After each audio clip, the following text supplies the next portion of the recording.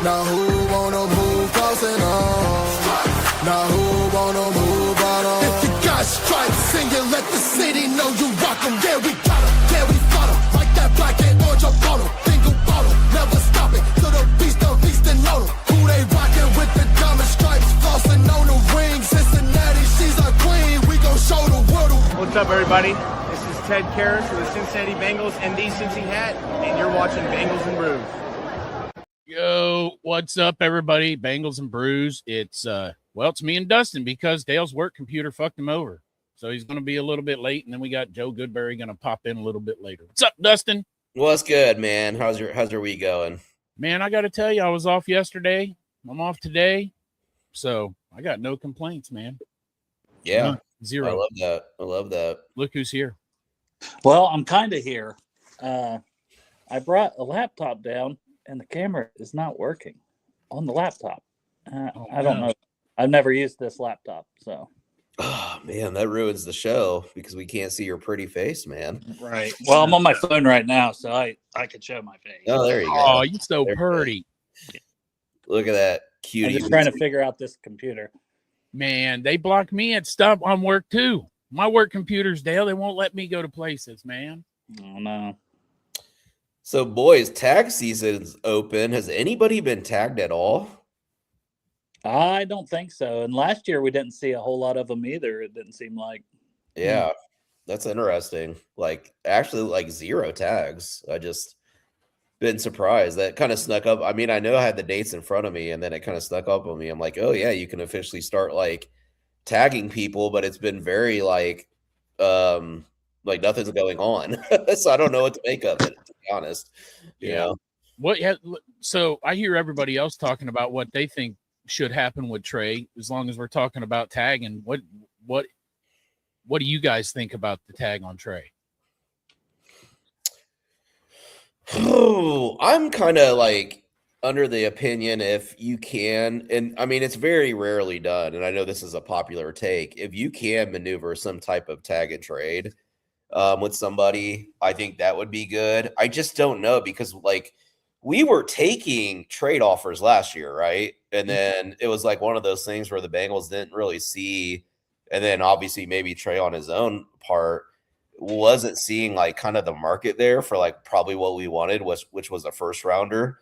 So now a year later and coming out of this injury, what do you get for that tag and trade? Is somebody willing to invest whatever contract requirements Trey might have at the time? I don't know where he's wanting to land at. And it's just it's hard to know because I don't have any clarity on what Trey could potentially be wanting in terms of salary this time around, you know?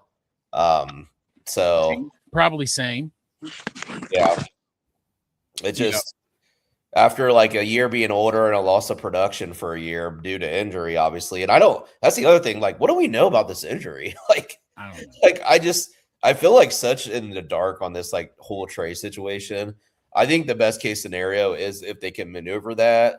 I mean, you hate to see a really good player ever walking, but I just don't know if there's a scenario in which it makes sense, or if there's a contract that would actually make sense for Trey.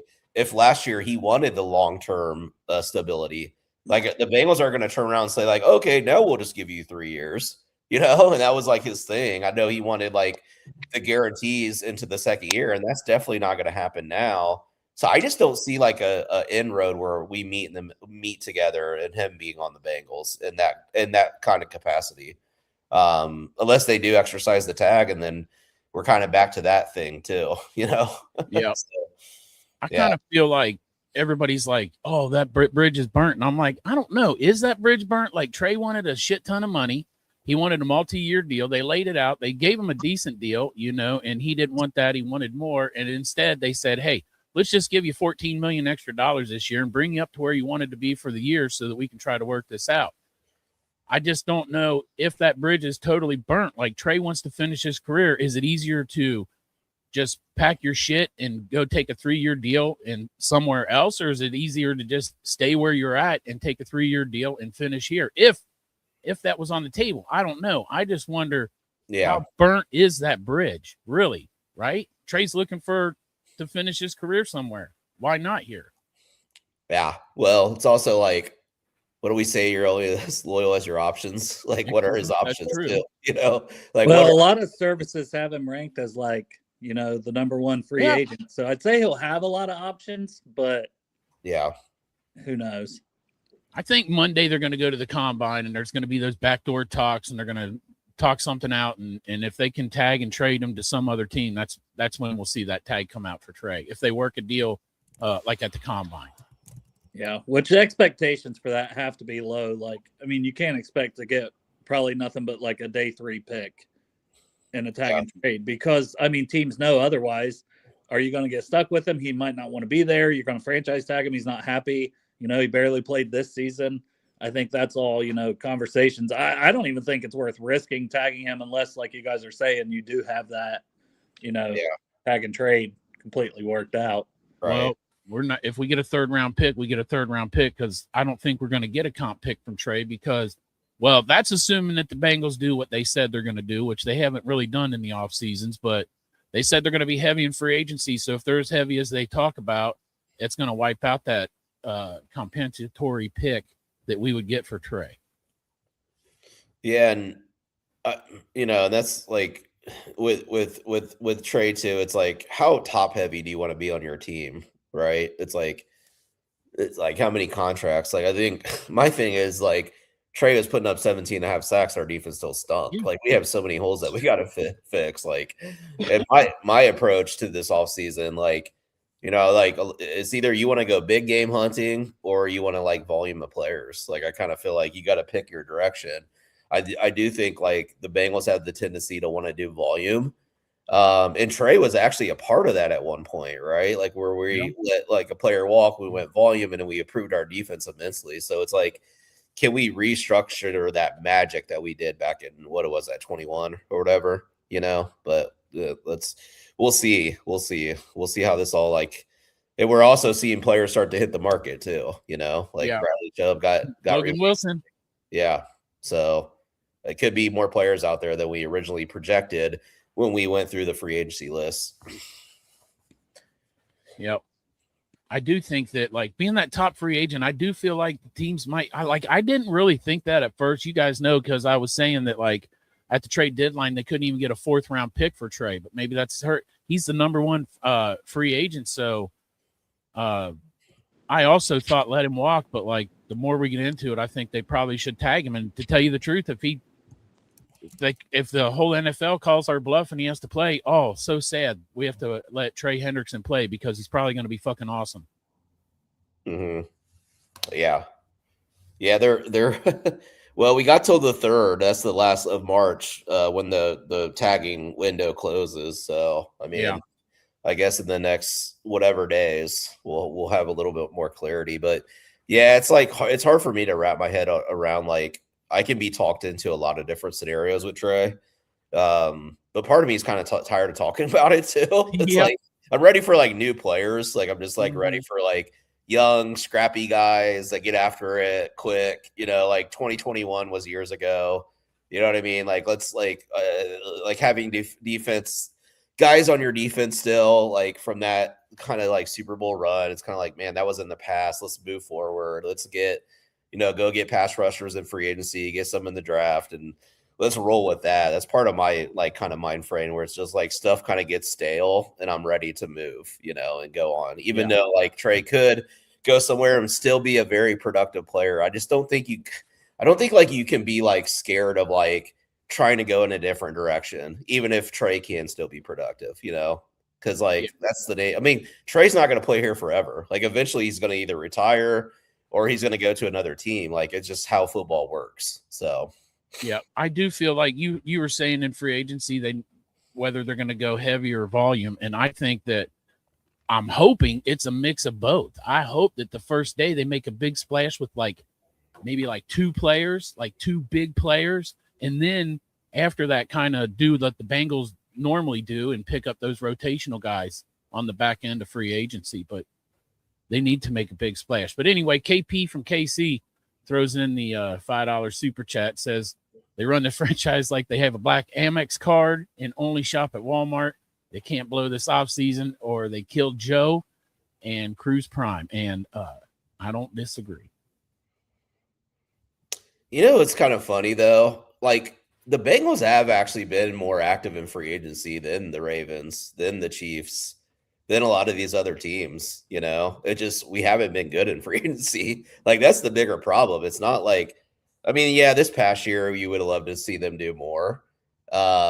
You know, I guess like Don Risner ended up being a great pickup, right? Noah Fant, not so much, but like a lot of people were excited about Noah Fant. So even free agency is a guessing game, but it's like we have spent money on free agency, just like we haven't identified the right guys. You know what I mean? Like that's part of it too. Like if Nick Scott played good and he was still playing for us, like that would have been a good pickup, but He it played wasn't. good after he left us, didn't he? Yeah. Well, there was that article, that interview, like, yeah, the Carolina Panthers are using me like to my strengths, which was like, you know, a knock on Lou because he was asking them to do things he normally didn't. So that's what I said. That my thing was Lou was teaching calculus to kindergartners, you know, and so I think that's what happened in Indy too. Is he went up there at first and he didn't put that whole defense in, and then when it got like as he was getting it, it got a little bit more complicated. But so I think Dale's figuring out his stuff. Well, I'm trying, but like the screen is just black, right? Yeah. That's I don't know why. Is that your laptop or your phone now? It says like that, you know, settings for all of this is on, but it's just not on. Well, I mean, whatever you're doing, it's working because KP from KC's throwing money at you again. Yeah. Another super chat says, "Oh, the Chiefs restructured Mahomes." I figured. Yeah. Like, and they saved a lot of money by doing that. Yeah. To use for cap. Well, I mean, when they set Burrow's contract up, I think that one of the things that they did was they put things in there on purpose so that they could restructure down the road. And so if they need that, I mean, it's available. Yeah. I mean, how many years can they do that though? Where are we in terms of like when Burrow's contract actually starts hitting the cap? Are we already in that phase? I think because, you know, Mahomes is a little bit longer in his contract. So I could see like Burrow maybe doing a restructuring in the next couple of years. I don't know if it's like this early on because he literally just signed the extension, right? I do hear people keep talking about how he could restructure now though to free up more cap space. But we also have like 60 million in cap. Exactly. Yeah, I don't know if it's like a cap issue necessarily. Like, yeah, the more money, the better. But it's like how are you using that money and like or what players are you getting in here too? It's like I don't know. It's like there's some edges I definitely want out there for sure on the free agency market, but you know what? Where are you going, and do you want to go after Bradley Chubb, who gets injured a lot? Are you going to give him X amount of dollars? I don't know what like his contract projections are, or do you spread that money out amongst like a bunch of other like lower volume players that could give you a couple sacks or maybe a decent pass rush win rate? I mean, those are like there's positives and negatives. I will say I was listening to Steve Palazzolo and he brought up a good point. He was on the Growler with Paul Dehner the other day. He was talking about like he used Miami as an example as they went after all of these like bigger splash players. Now, obviously, like a much better quarterback Burrow over Tua, nonetheless.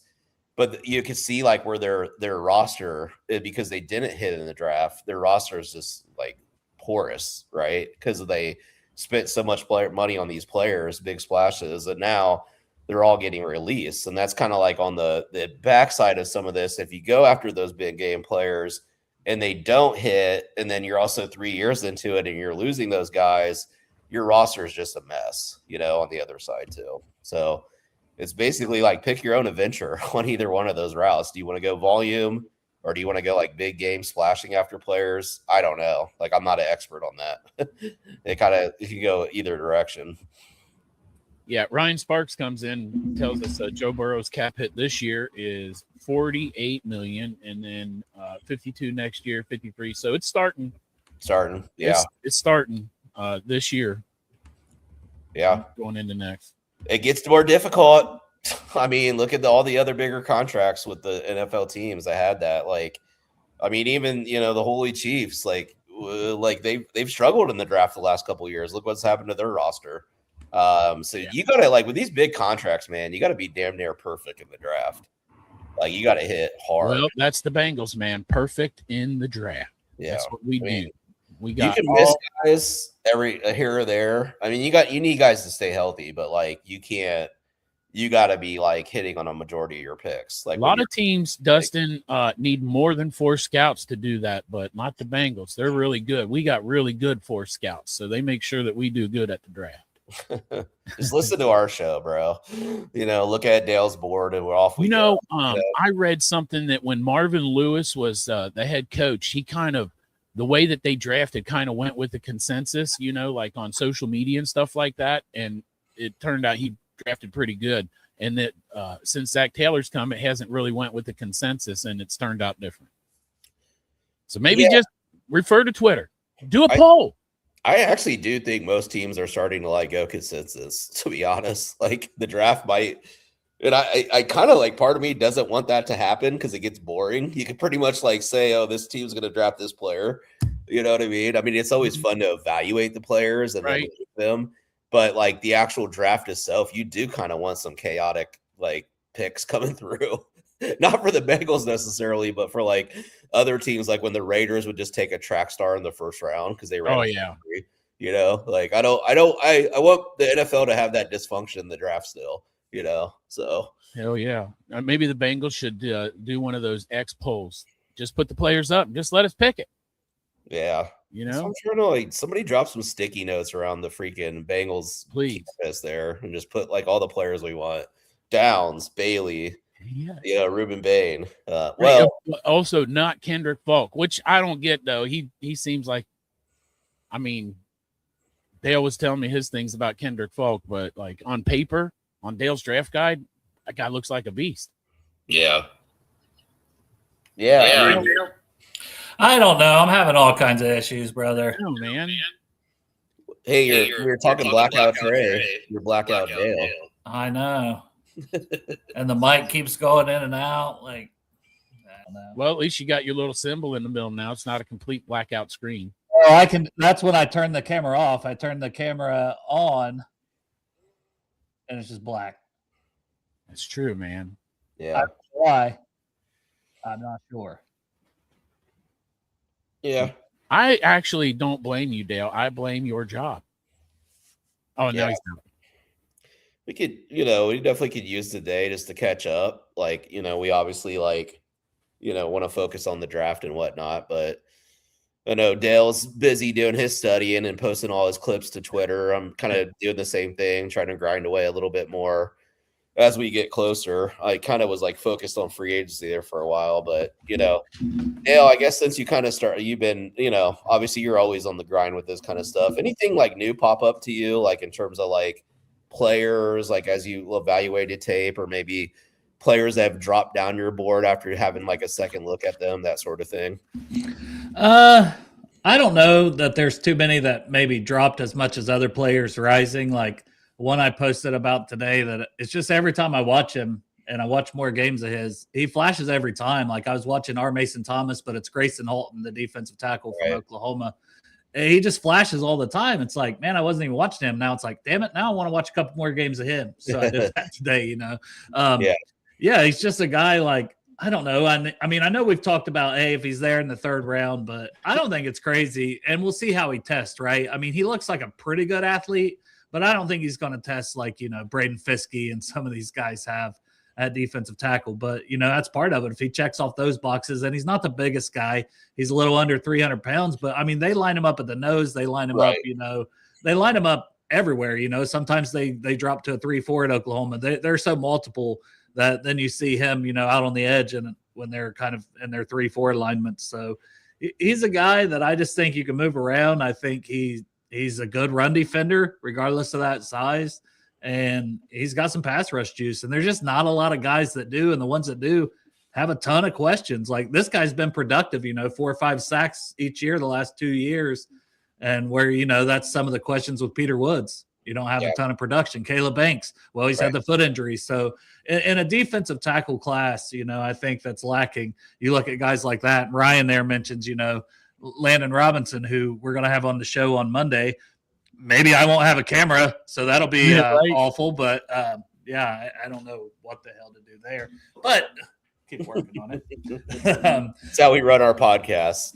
Well, it's just been a shit show for me in general lately. So, hey, hanging in? So the tackle that you're talking about from Oklahoma, right?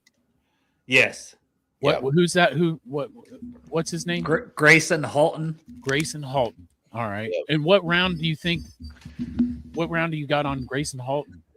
I mean, I had 3rd/4th, but I'm thinking now he's the more I watch, I'm like, I think this guy's probably 2nd, 3rd round. I could see him, I don't know if you want to take him at 41. He's probably going to be a touch lower on my board than that. He's probably going to come in the 50s to, 50 to 60 range, somewhere in there.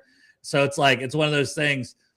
Do you take that swing at 41 because you need somebody that has some pass rush juice at defensive tackle if you don't take a Peter Woods?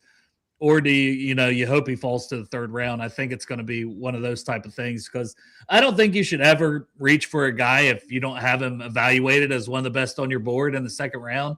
Then you don't want to take him. You know what I mean? And I think it might be one of those situations where the 2nd's too early. But if he falls to the 3rd, you go, all right, that's where I feel like the value's pretty good for him.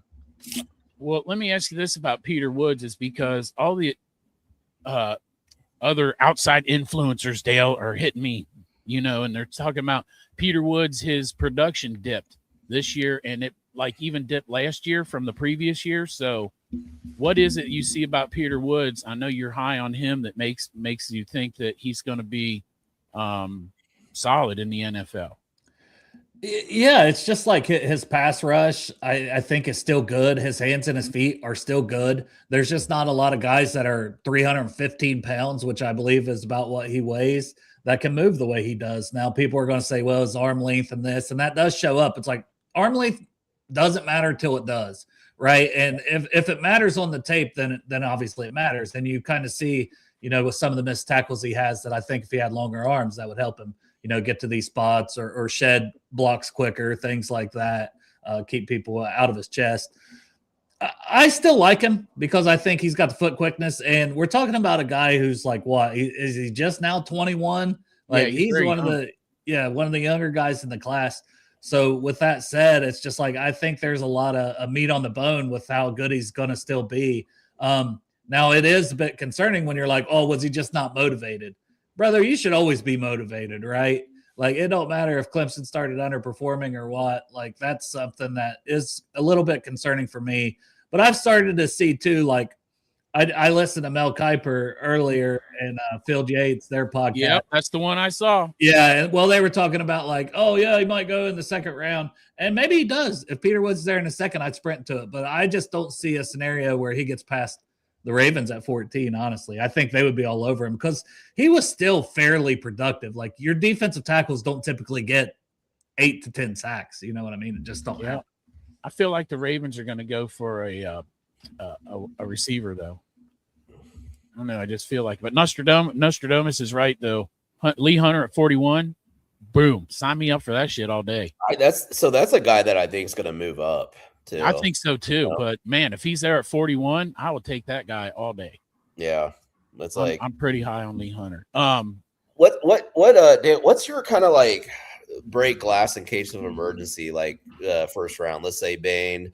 Let's move Peter Woods to the side because it's all these players ain't gonna go. But let's say Bailey, Bain, Caleb's gone. I mean, obviously there's Mansour, Delaney, and then there's Peter Woods, but for whatever reason, all those guys are gone. Are you entertaining a trade back? Are you entertaining Carnell Tate falls? Are you entertaining maybe getting a offensive lineman in the 1st round to help in case whatever happens with Orlando Brown in the future? I guess what's kind of your emergency in case something like that happens?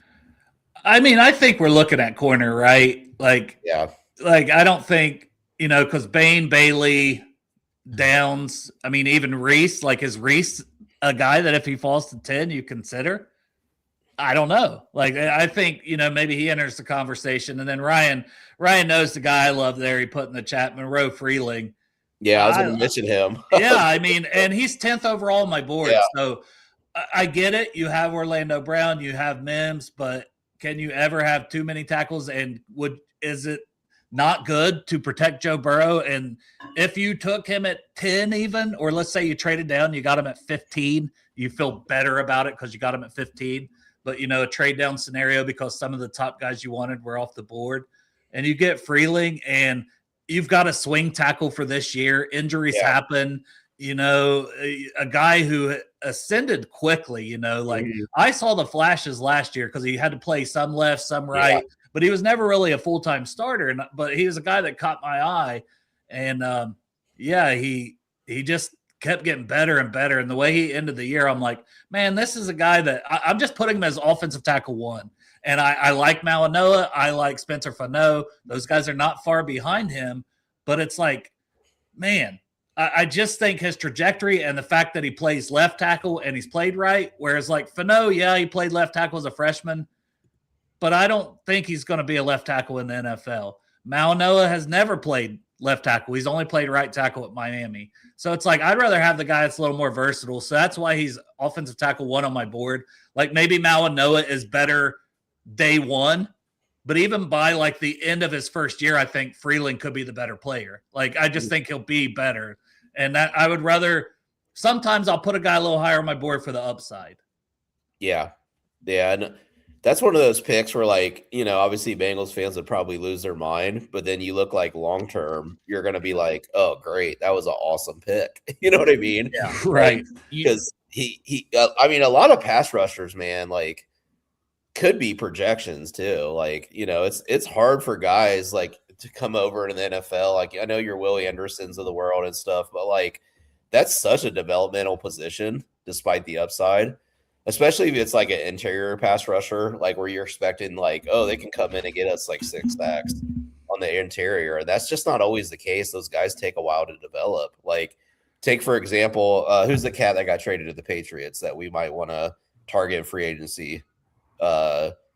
Chason. Yeah, Levon. Yeah, K. Levon Chason. One of Chop's LSU guys, wasn't he? Yeah, he was a first rounder, and he got traded to the Patriots, and now he's developing. I just think like sometimes like your most impactful players, or sometimes like the ones that are probably not the sexiest picks too. Like you want the premium positions, and if you draft a left tackle, that's still premium, but it's not like something where it's like, I don't know, it's like. And as deep as the edge class is too, I still feel like if you trade back and you get more draft picks, then you have more volume. That's like my problem with the Bengals the last like 2 or 3 years too. It's just like the volume of picks just haven't felt like they've been there, right? So it's like I'd like to see them do some maneuvering in this draft to pick up more spots to pick and more volume, more players, more swings. I mean, well, maybe they got that with that tag and trade if that happens. But in your scenario, you were saying break glass and you're naming players, and I know you said Mansour Delane, so that's like that first round corners off the board. But let me tell you something, like you said also, is that this is a position I feel like the corner that you can kind of wait a year. So I'm not against getting Jared McCoy. That dude is a bad Jermod. Guys, I'm gonna try to call my daughter real quick and see if she has any idea about this. Okay. It's because I got to get this figured out in general, hopefully, especially for Monday. No problemo. So while I'm on here, I figure I'll call her and see if she can help me work through this. I apologize. And I apologize. I asked Joe Goodberry. He's still good. 24 minutes ago, I haven't heard anything. He was supposed to be on. I don't know what happened. You never know.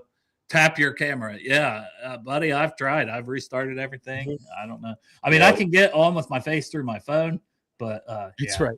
I agree. Yeah. KP from KC, man. My kids are my tech support. Right. I mean, if anyone's going to figure it out, it's definitely going to be them and not me. But I'll still kind of be here, but I'm going to mute for a little bit and talk to her. Yeah. Okay. We can keep but McCoy, was it Gerard McCoy? Mm-hmm. Is that his name? That dude is a fucking badass. And I do think, like, I know that we all love Reuben Baines, Peter Woods, Caleb Downs, and all this, but I just feel like for some reason that it's going to be corner at pick 10. And the reason is because you got Dax Hill and you got DJ Turner. They're both due for a contract. They're both going to make good money in the NFL. They're going to make really good top dollar corner money. So at bringing in a rookie corner, well, Guess what? And Guess we don't need to extend, keep Dax Hill. And we're not the only team that kind of drafts like that, like Sure. future projections, but it's still like you're getting a premium position and a premium player. And I'm not actually against like make a strength like a super strength, right? Mhm. Like my example, and I think like the Ravens have always done a good job of this, is like doubling down on drafting positions, right? So it's like, okay, let's say that you draft an edge over here, right? And then you're like, okay, let's go get a safety. Because in our minds, that's like, and we don't know what they're going to do in free agency, but it's like, okay, we just plugged 2 holes. But really, what could have happened is one of those players don't hit, or the one of them gets injured, and then you're back to that position being like a position of weakness again, right? Because you spread out the picks. How about you go corner or edge, and you just come back and get another one? So if like one of those guys don't hit and another one gets injured, or whatever the case may be, like at least like it strengthened numbers. Like you have one guy that hits, and then that position doesn't completely fall off, Or you get 2 linebackers and neither one of them hit real hard.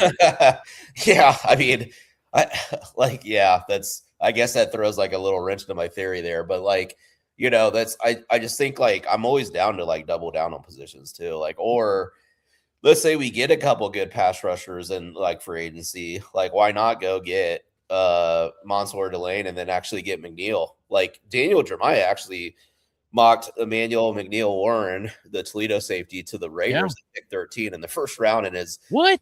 Up 2.0. Holy Yeah. shit. Well, I do think that guy's going to jump up a little bit because I think that Caleb Downs is going to be taken early. And so that's going to put better value on McNeil Warren. Yeah. Let me ask you this, though. You're talking about like positions that earlier you're talking about positions that need development in the NFL, but I think linebacker is one of those, right?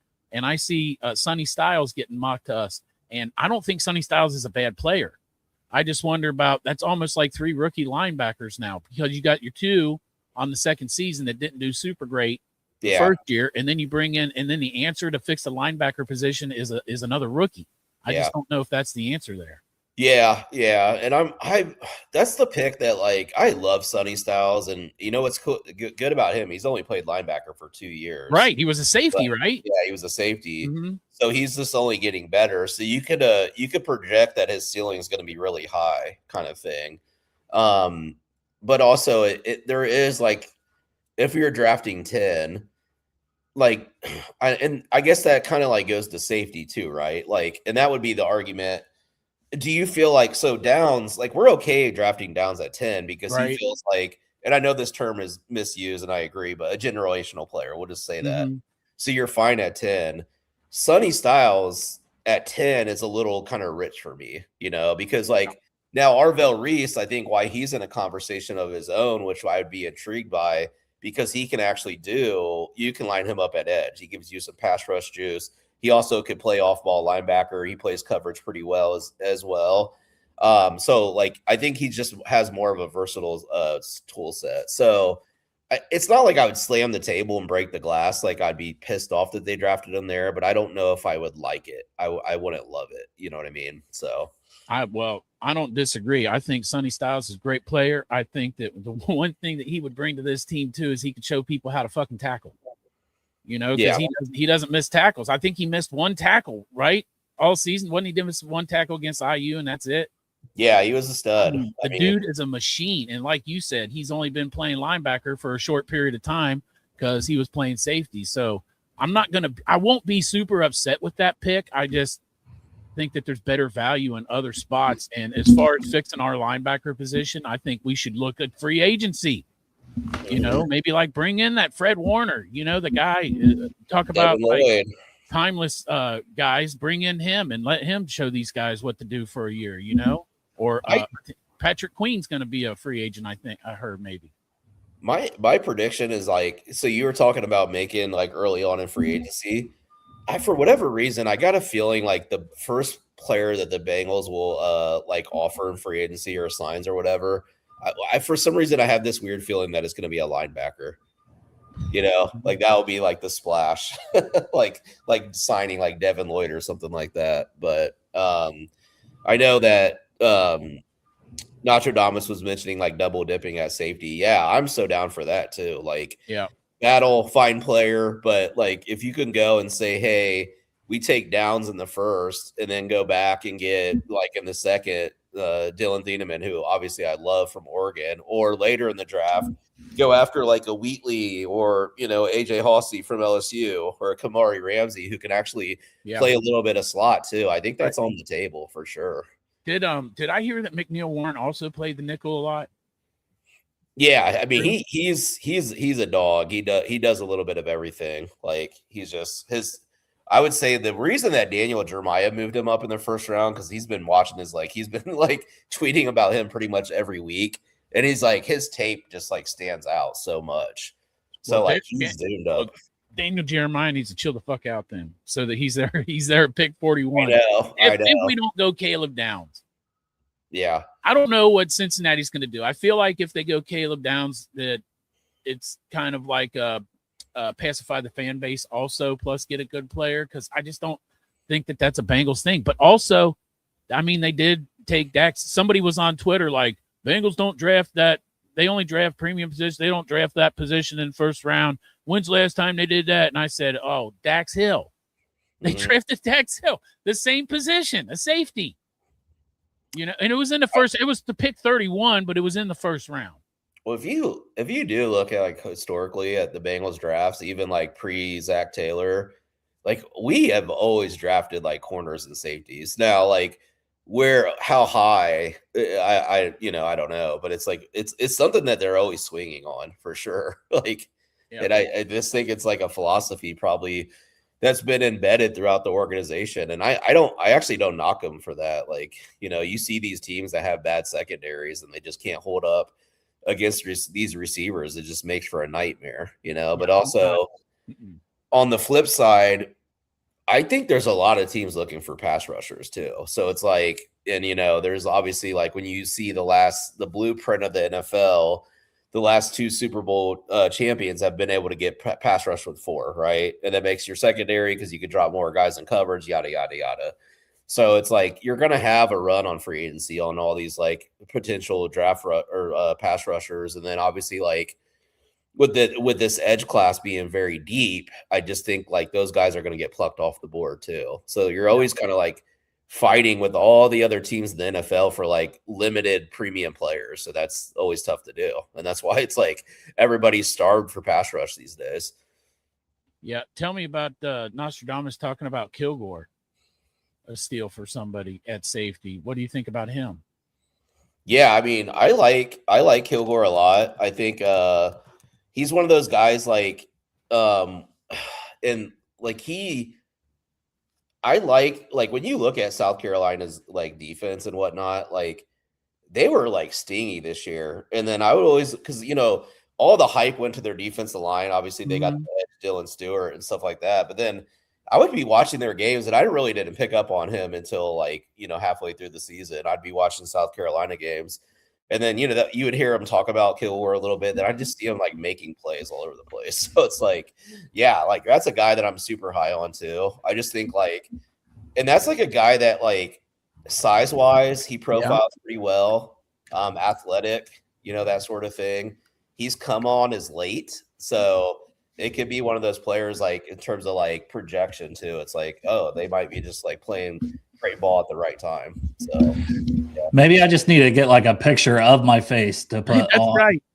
So when I'm talking, it's not a tiger talking, it's just my face talking. It's just your face. Yeah. But it's still not working. Like Miley came down here. I don't know. It's like she said the camera should work, but it's like it almost looks red where the hole is for the camera. So did you try cussing at it yet?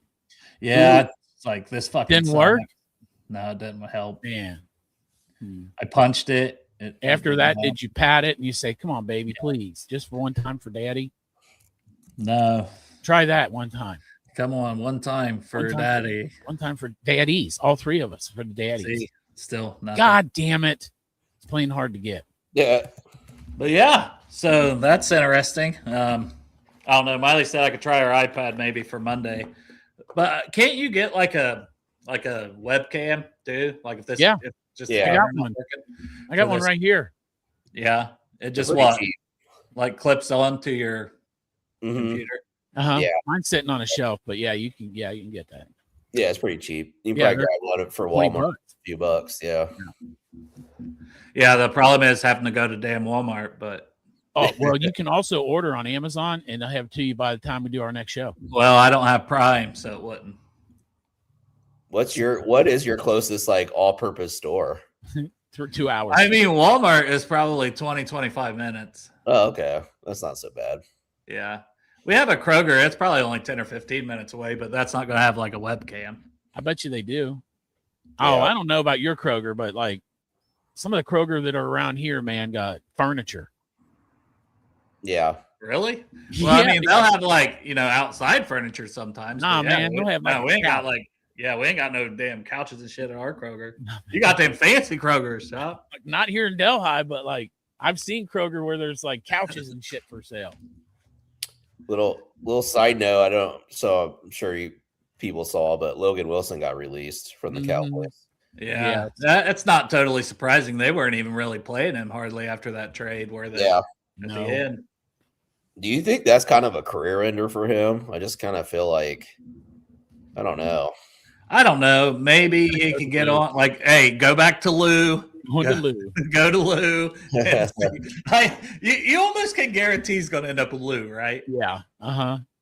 Hey, you bring up Logan Wilson, and that sparked my thought process here because of Dallas. But so I keep hearing that Kenny Clark's going to probably be a cap casualty or cut or free agent, or they're not going to re-sign him or whatever. So what do you guys think about Kenny Clark coming? Like if we picked up Kenny Clark for that interior. I could see it because of Jerry Montgomery, and he didn't play bad for Dallas either. I mean, he's a veteran. The only thing is he'd have to be cut, right? Because his cap hits are like 20 plus million. Something $20 million. Yeah, the next 2 years. So I can't see us trading for him and taking those cap hits on. I don't think it'd be a smart decision to do that. But if they're going to pay a lot of his salary and cut him, hey, that would be great. You want to reunite with Jerry Montgomery? Yeah. Let's go. Yeah. Well, there's also Rashawn Gary, Jerry Montgomery. He had his best years under him. Yeah. And, which one do you think is best? Which one would you rather have, Rashawn Gary or Kenny Clark? Probably Gary for me, but I don't know. I mean, Clark, you hear stuff about like Gary, right, on his character and like how motivated is he? I feel like people have said some of that. I don't know how true that is. That would be like a little pause for concern. Yeah, he really didn't do much, especially in the playoffs. Like for the Green Bay, his cap hit over in 2026 would be just over $28 million.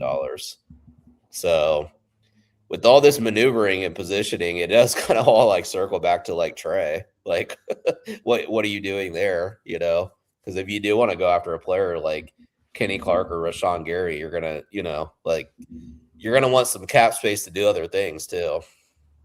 Yeah.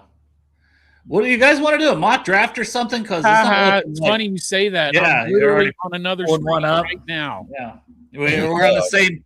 We're on the same brain length there, wavelength, buddy. I thought, well, if Goodberry ain't coming, we might as well do a goddamn mock draft. Yeah, I don't know what happened because I mean, I would have thought he would have messaged me at least, Right.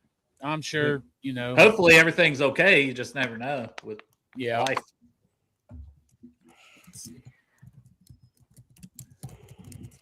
I know he was supposed to have like today and the next Friday off too. Yeah. Oh, well, I guess he'll have to come on here next Friday. Maybe. We'll see. Let me get back to my other thing here.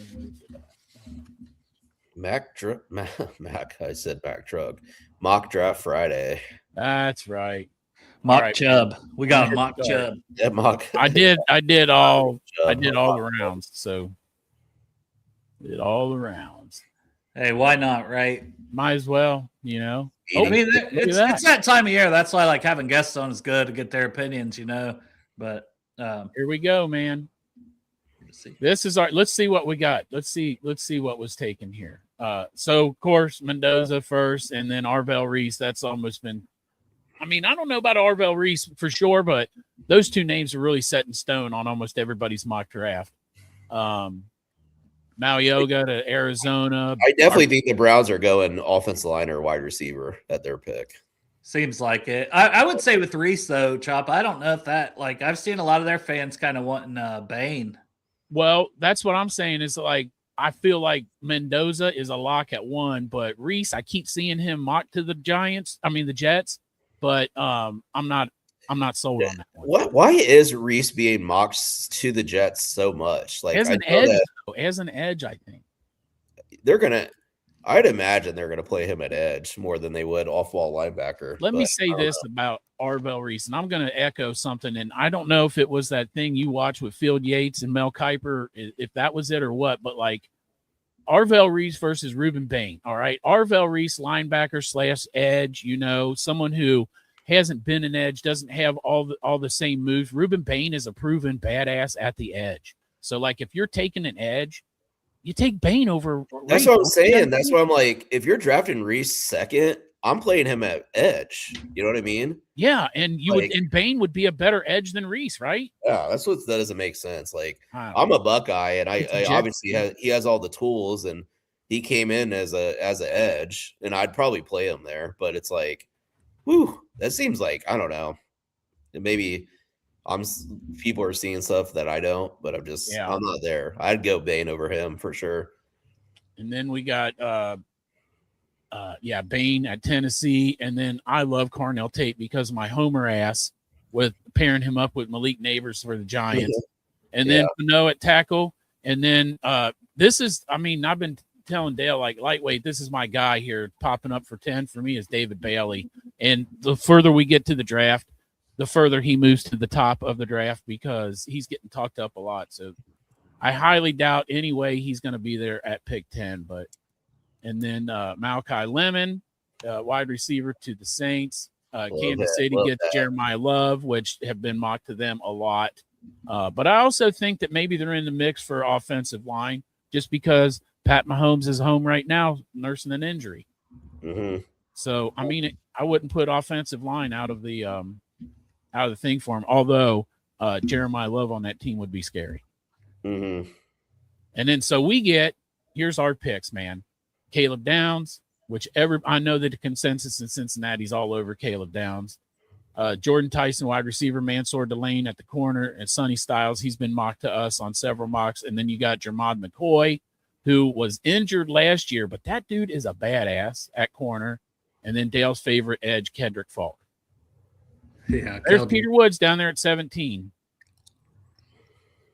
Yeah, we definitely think the corners are probably going to be in play, right? Mm-hmm. It sounds like there's some buzz out there that if Downs is off the board, they might go corner regardless who else is there. That's interesting, but I think that it does seem like, if they're looking secondary, that they would like Caleb Downs. I don't remember where that was. I know Lindsey Patterson shared it on Twitter today. Yeah. It was from some ESPN or something, wasn't it? That kind of said that they were probably looking secondary and they like their young guys, which makes me wonder they're still trying to develop those young guys like Stewart Murphy. Is Osai included in that? I imagine they're probably going to try to re-sign Osai, maybe let Hendrickson walk. I would still bring in somebody else. Go ahead, Dustin. Oh.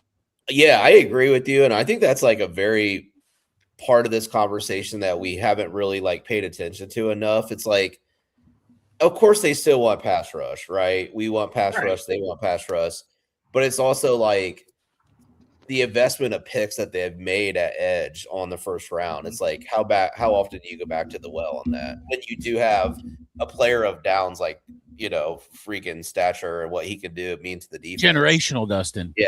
Generational. So, some scouts are actually saying that, but I think that's a part of the conversation. It's like your own investment in talent that you have with Osai, with Murphy, with Stewart. Would we want to just focus on the secondary first, continue to build that as those guys develop, and then we can always take swings later in the draft at other edge players too. So I don't know. It's part of the conversation. Let me ask you guys this. So that term generational safety and all that stuff with Caleb Downs. When I think of like generational safeties, I think of like Troy Polamalu, Ed Reed. Nick Manwari's on his way to be that, but like, who would you say Caleb Downs, like a real good safety that was in the NFL? What would be the comparison? What can I look for? You're hoping you get Ed Reed. Yeah. I think. Is he like Ed Reed-ish? I don't know. I mean, I think his football IQ is so high, and that's what was so good about Ed Reed, right? He was just always in the right spots, always making plays. Ed Reed You was don't see ball hawk too, though. Yeah, and that's what I'm saying. You don't see Caleb Downs necessarily making the interceptions, but he's in the right spots. They play him in the box a lot. They move him around. When he's covered tight ends, he's usually in good position. I don't know. I know that coverage is like a question just because you don't see him do it a ton. You know what I mean? It's just not what he was asked to do as much at Ohio State. But when he's covering guys, whether it was Tyler Warren last year, Brock Bowers as a true freshman, I've seen some clips of that. You know, he is where he needs to be. And I think his football IQ will have him in the right spots. I think interceptions will come. And that's what you're hoping for if you take a safety in the top 10, right? Mhm. Yeah. And I'm not saying he's going to be Ed Reed by any means, but I'm saying you're hoping that he's No, fuck it. He's going to be Ed Reed, Dale. right. He's going to Right. be like Ed Reed and Troy Polamalu had a baby. Right. It's Caleb Downs. But I do think he's a great player. I think he'd be a great pick. I don't think they should overthink it if he's there at 10. Yeah. I just don't know if he's going to be there at 10. Like, I've seen a lot of Giants fans. They hope that they go that route instead of even receiver. They would take him at 4. I think the Saints would be in play for him at 8. I think the Chiefs, if they lose Brian Cook, do they just bring in Downs? I think you're right. Like, I think there's a lot of teams in the top 10 that'd be very interested in Caleb Downs. But in this scenario, he's on the board. For me, that'd be my pick. I don't know about you guys. Also, the mock draft database is like usually there's a bunch of suggestions. They look at this is a lot. The only suggestion is Caleb Downs. You scroll down here, and they're like, there is no other suggestion. It's funny. Usually, don't overthink it. Right. Yeah. Let's do what Cincinnati wants, and let's take Caleb Downs. And I will not be upset with that. I'm a David Bailey guy. If he's there, I would be like, but then I'd be like, hell yeah, Caleb Downs. You guys might have talked about this, but should Sonny Styles be in play? Because there's been a lot of mock drafts with him going at 10. We did. Yeah, we talked about that, and we were talking about the positional value, and then I was bringing up to Dustin about how I think Sonny Styles is a badass. He doesn't miss tackles. He's great. He's on the up and coming. Like, Dustin pointed out, he used to be a safety a couple years ago. But I don't think you fix our linebacker position by bringing in a rookie. Yeah. I don't know. I mean, there's some decent veterans out there. I would like to see him. I know, Dustin, you mentioned Devin Lloyd, and there was an article, I think PFF linking him maybe, like the Bengals would be a good fit. I would love to see that. Even a lesser like Leo Chanel, who might not get as much money, but he's a younger guy. You hope he's ascending. So there's some decent linebackers out there. So I would hope they would dip their toe in that market. And then obviously if you do that, you don't need to even consider Sonny Styles near as much. But I think he's talented enough that, if Downs is off the board, the pass rushers, I wouldn't be opposed. Yeah. I mean, I'm not, like I said, it's not something that I would hate necessarily.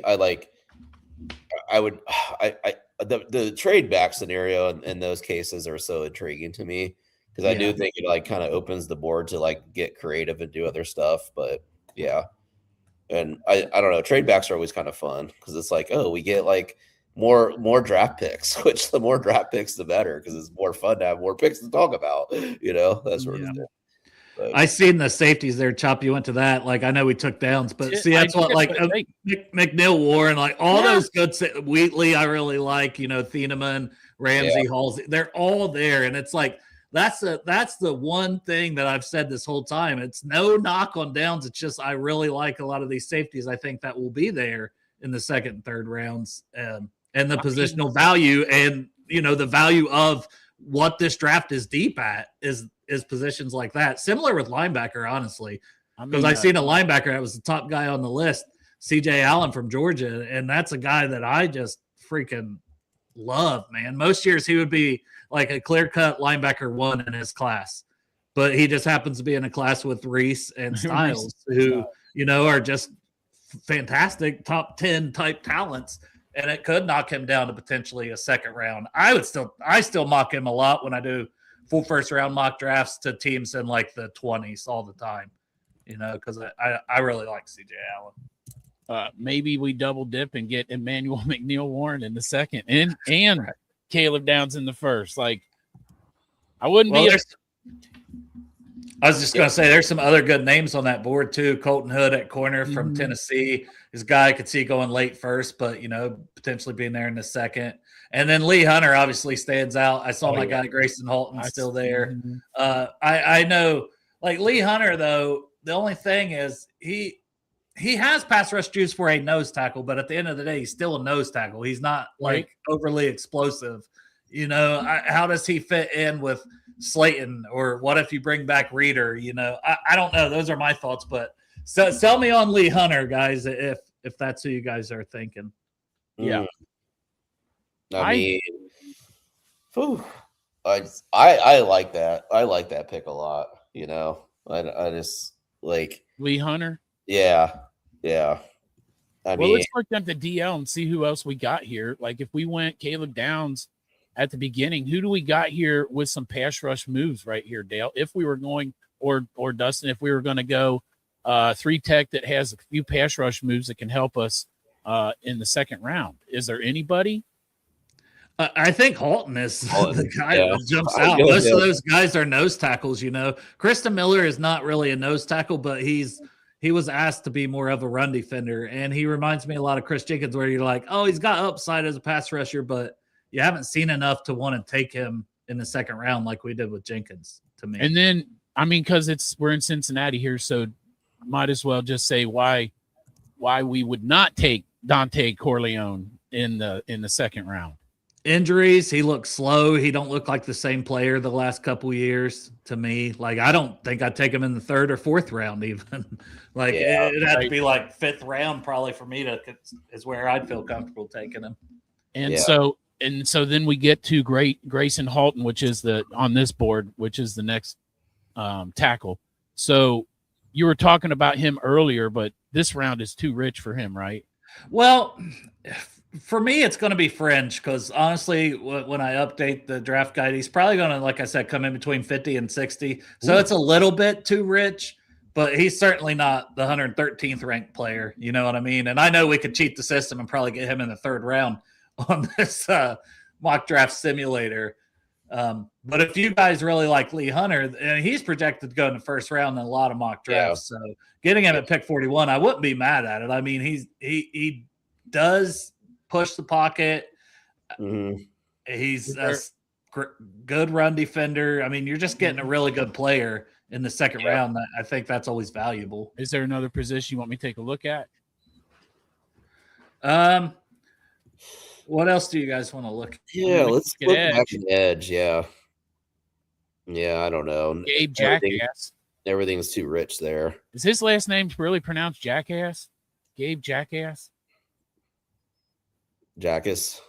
Oh, Jackass. We should just call him Jackass, though. Jackass. If he gets drafted. That Jackass. Tell me about that Jackass. They're putting out another Jackass movie. I'm like, geez. They should. Well, have you seen Johnny Knoxville doing the new Fear Factor? I haven't watched the show, but I saw him promoting it. Have you watched it at all? I'm watching it. He's not. I mean, look, I think it's just because you're used to seeing Joe Rogan there. Johnny Knoxville don't fit in right. But it's not bad. It's more like I don't know. It's different. You'll have to see it. Yeah, they bring back those shows. There's always this own little spin on it too. Yeah, I feel it. So what did we look at wide receiver? Yeah, I was gonna say wide receiver next. Whew. Branch, and that's when we had Deep Fried Draft on our guy Brian Bosarge. He said he would love to get Branch in the second. I know Kuiper, that's a guy he's got as like a first round guy. He's explosive. Huh? Yeah. Who are the slot guys here? Because if you Branch stands out the most. Williams, I think, can play in the slot. He's played outside a little bit too, but he's got the size that he could probably slide inside. A lot of those other guys I feel like are more outside, bigger, body X type guys with Fields and those guys. Thompson and Burks, Skylar Bell could maybe be a slot guy, Kevin Pullman. But scroll back up. I mean, it's really like when you're in the second round at 41, it's do you consider taking Zachariah Branch or not? You're getting Juice as a return man. He is on the smaller side, but he's not like thin. He's just shorter, right? Like I feel like his frame isn't like thin. What do you think, Dustin, about Branch?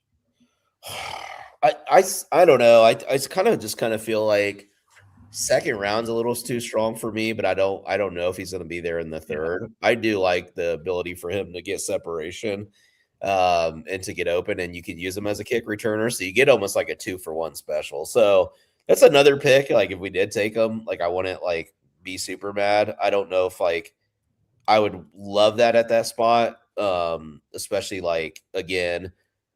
Lee, some of those other guys be in there on the defense line, Right? But I also could, I could love it too. You know, like he's a good player, so he's gonna give you. I mean, especially man, like the kickoff return side of the NFL, like you're damn near starting at the 40-yard line these days, like with a good kick returner. So like if we could utilize his skill set for that, and then also like slot players, gimmicks, swing routes, like obviously T and Jamar's getting all the attention. Like a player like that can make like such a significant impact on your team. Like, yeah. And what about let's real quick before we pick but, that, I'm sorry, did I talk over somebody? No, you're good. All right. I was just going to look at corner too real quick because we were talking about slot receiver. What about slot corner? Yeah, Pons, man. I would be. I just want Pons on my football team. Yeah. You know, like he's a dog. Keontae Scott really good too, but like talent wise, Keith Abney, man. I love Keith Abney from Arizona State. I love him too. Like I just clipped him up recently. Yeah. I mean, I knew he's a dog, but you just watch his tape. He's willing to stick his nose in. He's just. His mirroring ability to stay with receivers is up there. He's not real big, so kicking him inside probably be beneficial for his career, honestly, because he's probably about 5'11", 195 or so.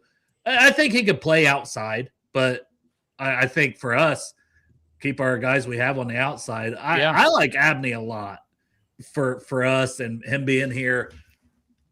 I don't know because I love Pons too, but. So do I. When I clicked on corners, I was thinking Pons, to be honest. Yeah, I'm just a huge fan, like of his. Yeah. Now we got to see what does he come in as a 5'7", 165 this week? I don't give a fuck. At the combine. I know because he plays so much bigger. I get it. But when you're talking like that, if he's that small, like I'm hoping he's closer to 5'9". I'm hoping he's, 175 at least, 172. Yeah. Like, I just hoping that it's a little bigger than it some of the things I've heard. How big was Uncle Mikey? He was probably still 5'9", though. Was he really 5'9"? I would say he was at least 5'9". Yeah. Well, what are you guys thinking here in the second round, pick 41? I mean, did we go all the way back to Lee Hunter just because how many times is he going to be here in these going forward? What's the chat say? What do we say? What do we say, chat? Make this pick for us. Yeah. I think there's a lot of good options. For me, it's Lee Hunter or DJ Allen. Shit. Or I'm not even going to lie, man. I even would double dip with Emmanuel McNeil-Warren at safety, and you get your nickel guy there. Mike Hilton's listed at 5'9", Chop. 5'9", and that's what we're hoping. That, that Pons is okay. Yeah, if he comes in at 5'9", and he might come in at 5'8", and you're like, okay, it's kind of expected. If it comes in at 5'7", there's just not a lot of 5'7". No. Yeah. Nah, man, they just put that. Who's that? The guy Johnny whatever it was. It was like 6'5" receiver a couple years ago. Well, they tried that and you put that guy against him, he doesn't have to jump. He just reaches his fucking hand up. Johnny Wilson, is that who you're talking about? Yeah. Yeah, you put that receiver up against him, he just sticks his hand up that catch radius and Pons. God, I remember talking about Johnny Wilson and who went to the Ravens, or not the Ravens, the Bills. Coleman, Coleman, yeah. And that both of them are kind of just like, ugh. Yeah. Well, that's when you can't separate. Yeah, it's concerning, and that's I seen something that someone took Elijah Surratt in like a Twitter mock draft at 8th overall. Like, what are we doing, man? Yeah, and I like Surratt probably more than some people because some people have him like day 3. I think he goes on day 2, but the separation isn't there. You know, it's not consistent enough separation. He's a lot of back shoulder throws with tight coverage that he's making plays on. And to me, I want a guy that can separate a little bit. Yeah. Yeah. Because not all the DBs, but the DBs got good ball skills in the NFL, and they're usually prototypical sizes too. So you're not even winning those like jump balls are hard, in the NFL too. So yeah. Well, update on hockey. Team USA is winning 4-0. They win. They're playing Canada for the gold medal. Oh, yeah. Can't wait for that, dude. Canada was down 2-0 earlier and come back and won 3-2. I was kind of rooting for Finland, to be honest, but I think that Canada USA match is going to be good though. Yeah. Let's go Lee Hunter. I know we're talking about 10 different things, but let's go Lee Hunter. Let's just put it on the board. I know I wish we had more of a 3-tech, but it is what it is. I just think Hunter's one of those. You're probably talking best available player at that point. Yeah. On your board. So you just take the best available player and you worry about the rest later. Yeah. I don't think you ever go wrong if you do that. I do like having the having defense because our defense is shit, man. So I like having defense in these first couple picks. It makes me gives me that little warm feeling inside. Yeah, I like that. We want to make sure you feel good and warm. Yeah, inside. You got to make me feel warm inside. Yeah, we can't. Man, that ad for Heated Rivalry there, those guys all like that's really standing out, isn't it, on the screen? Yeah. Is that your favorite show, Chop? I guess. Yeah. I can't wait to watch that shit, man. He uses this mock simulator just for that ad. Right. Right. Well, isn't that a hockey thing? I have no idea what it's I think about. It's a hockey thing. I swear to God, because I've seen the preview. I think then it goes to big, thing. bold, and delicious. Jeez. Yeah, I think it's because you guys are talking about hockey. Oh, yeah. Well, that's because the Four Loko. So they're trying to get me to switch over to Smirnoff Ice Smash, but I'm loyal. I got my Four Loko. I was going to bring up something as we go along in the draft. Man, the more and more I think about it, we were talking about like a 2-for-1 special with Zachariah Branch, but like that kind of what makes Ramsey such an interesting pick for USC, like in that, second round or whatever, third, is like you can use him as a slot too. So it's like the versatility aspect of him makes him so valuable as well. But I'm sure we'll get into that down the line as we get through this mock. Yeah. So we got a D tackle and a safety so far. Yeah, we're killing Tell it. me about so if we're just saying best player available, and this is offensive tackle, but that our line could use some help either at somebody that could be left tackle behind Zeus or a piece that you could use at right guard. What about Jennings Dunker?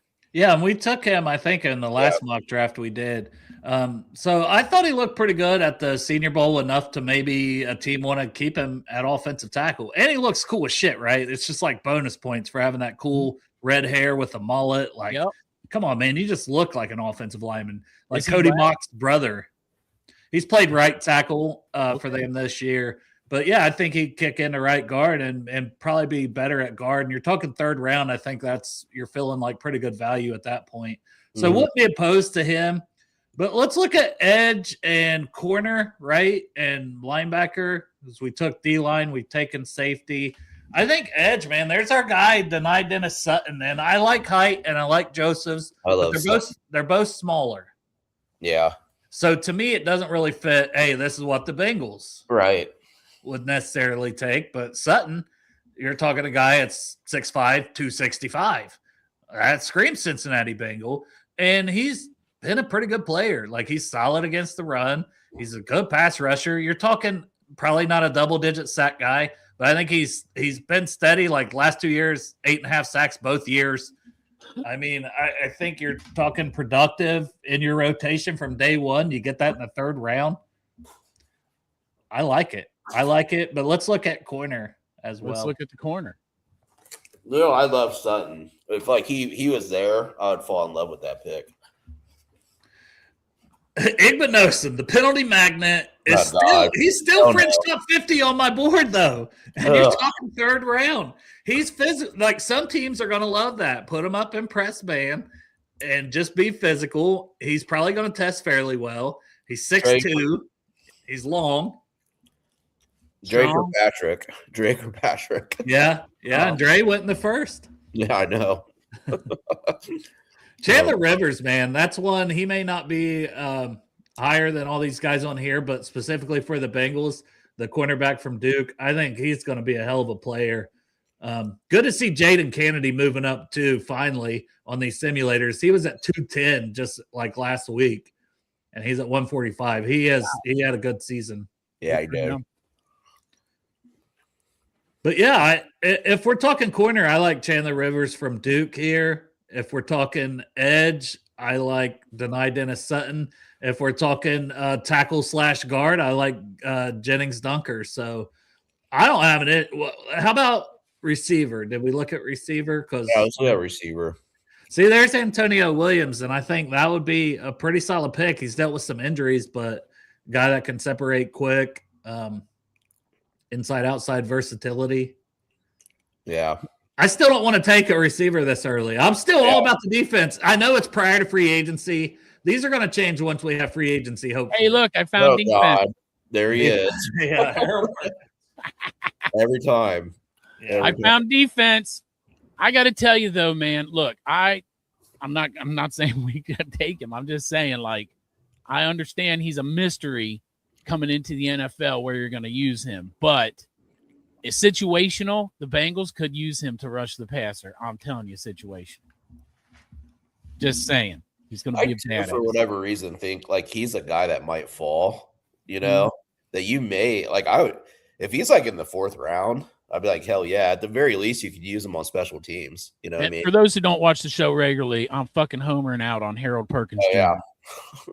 Just in case anybody didn't know. Yeah, but not in the 3rd round. Not with these other players on the board. So where are you guys leaning? For me, like I said, as much as I just think, man, bring back Reisner. If you don't bring back Reisner, then Dunker obviously the pick, or you've already tried to address that even earlier, is the scary part for me. I think though with Reisner though, like I don't disagree with bringing back Reisner and drafting Dunker, because Reisner, if you bring it back, it's going to be like the most you're going to give him is like a 2-year contract, right? Or maybe a 1 year. And then what do you do after that? So if you bring in Dunker, if you got a chance to get what you're telling me is a badass offensive lineman who can play right tackle and kick into right guard and dominate, I don't know how we pass that up to protect Joe. That I feel like that's where I'm leaning with this pick. I'm always down to you get the meat and potatoes of the draft.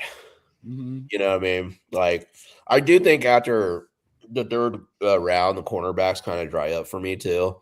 So that's a little concerning, but you know, I would love getting Giddings here too, Dunker. So yeah, I'm good with whatever you got. So Chop, you can make it. Like, all right.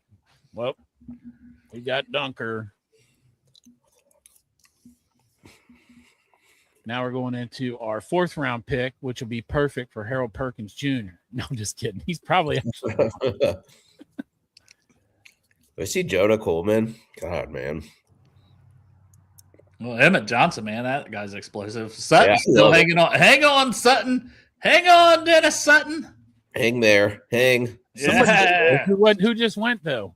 All right. We don't even need to debate. Let's go Sutton, baby. Yeah, I would have taken him. That would have been my pick in the last round was denied Dennis Sutton. Max Clare being on the board here in the 4th round, like, I wouldn't be opposed. I thought his blocking got better at Ohio State. And then we know what he could do as a receiver from his time with Purdue when he had over 600 yards, you know, in just a season prior. I think tight end is such a sleepy need and such an important position in today's NFL. Because that value would be really good too. Yeah. That might be the most valuable pick of the draft, you know? Yeah, like value based. Yeah. Jacoby Lane, is that the slot guy you're talking about? No, Lemon's the slot guy. Lemon, okay. Right. Jacoby Lane is bigger. Probably not going to create a lot of separation, you know, like those guys we were talking about earlier. But he's still young. And I mean, he makes some highlight reel catches, long, You're hoping that he can improve his routes and be T. Higgins light. You know what I mean? For whoever drafts him. I'm just saying, like, size-wise, body type-wise, and the way he can go up and get the ball. But, yeah, we'll look at corner. I like Torian York, by the way, a little undersized. But, yeah, Malik Muhammad's still – Chandler Rivers still there. That would be a good pick. But I just say we don't have to take, a ton of time with this. I think Dennis Sutton, like I said, I would have taken in the third. And he's here in the fourth. We're adding to that edge room, and you're getting it in the fourth round. A potential rotational player works for me. Edges might fall, though. You know what I mean? Because I think there's going to be such a run on them. Yeah. So I could see him falling. Yeah, like somebody's probably going to fall. There's like a big cluster of edge players, I feel like rounds 2 through 5. How many picks did Cleveland have this year? Fuck. Not enough. Well, they did have a good draft last year. So, I mean, their draft could have been better. They took 2 late-round quarterbacks. It's just weird. Yeah, that was kind of weird. I mean, they did good at the top of the draft, but then I don't know what the fuck happened after that. All right, here we go. Oh, number 188. Who are you talking about? Kamara there from Indiana. I like it a lot, but we did just take an edge. So, well, we've been looking a lot at wide receivers, so let's go back to that one time and see what we got. I do like Caden. Talking about like a kick returner, punt returner too. You know what I mean? Like the versatility there. I like Eric McAllister a lot too, but I don't know. I just feel like with what we need, maybe not a guy I would probably take. Yeah. But what about now homering out here, Barry and Brown, and I'm only saying that because of his return ability. Yeah. Yeah, I like him. I don't know if here or not. I feel like you may be able to get him in a later round. Yeah. Yeah. Well, we didn't have a fifth, so we're in the 6th round now? I guess we are in the we're in the 6th. Yeah, 6th round, pick 188. Yeah. Here, I'm kind of like fine with going after these like versatile pieces. You know what I mean? At a wide receiver. This is where you can like start taking guys that can contribute to your special teams too. Can we look at corner but I'm with you on receiver otherwise because the Kennedy's there. I think it makes so much sense. There's potential for him to start in the slot pretty early in his career. I think Hezekiah Masses probably goes earlier than this. So it's kind of crazy he's still on the board as an outside corner from Cal. But for what we need, I like Kennedy a lot. He's played a lot of football. A lot of corner. I mean, a lot of in the slot. Yeah. Oh, yeah. Is that who we're taking? Mm-hmm. Boom. Joe said, damn, bro, I screwed up. I'm sorry. Must put 4:30 in my calendar. I said, well, we're still on if you want to pop in. Yeah, we're doing a mock draft. He can make our 7th round pick. It's 4:50. Yeah. Oh, well, look, Hezekiah Masses is still there for the next. Get him. I like him. Corner. I like him a lot, dude. Well, let's look at receiver, though, because yeah, and Kendrick Law is getting a lot of love, too. McAllister's good. He's like 6'3". He's not going to be a slot guy, but, man, you're talking like McAllister. 6th round. He makes plays all over the place. Yeah, he's not getting talked about near enough. I know. It's wild. His tape's good. Dude, he takes those slant routes and just goes, too. Mm-hmm. So we love to run those slants with the Bengals. Fuck it. Let's just take him because we never take him. McAllister? And you just, you figure it out. You're not maybe getting the slot upgrade immediately, but you're just taking what I feel like is great value. Yeah, and they have elite soup there at McAllister's. I've been eating that chicken tortilla soup. So good. Well, boys, that was great. I'm going to have to pop off of here. Appreciate seeing you fellows in our chats here as well, the Brew Crew. Well, you don't want to make this last pick? Oh, I guess we do have another pick. We got one more pick. Holy shit, I forgot we got I forgot we made trades. We traded away our last pick. Yeah, I traded it away. Yeah, I mean, I see Elliott. We haven't taken a linebacker. It's a suggestion. I don't know what kind of athlete he is, but his tape wasn't bad. He's definitely pretty good downhill. He has a high missed tackle rate, but on the few games I watched, I didn't see a ton of bad missed tackles. Seemed to be in the right place. Seemed like he'd be a good special teams guy. Yeah, I do like Kolanuski there too. Hey, I'm just asking, Dale. This is the guy I was telling you about, Caleb Proctor. Did you get a chance to look at him yet today? Well, I tried to watch some all 22, and there's not any games on there. You know what? You got to go watch the all 22 at LSU when they played. I bet you that game. No, I went and watched like his highlights at least, okay. and it had LSU where he had the 2 sacks. Yeah. It's really hard to just judge a guy on the highlights, so I hate to ever do it.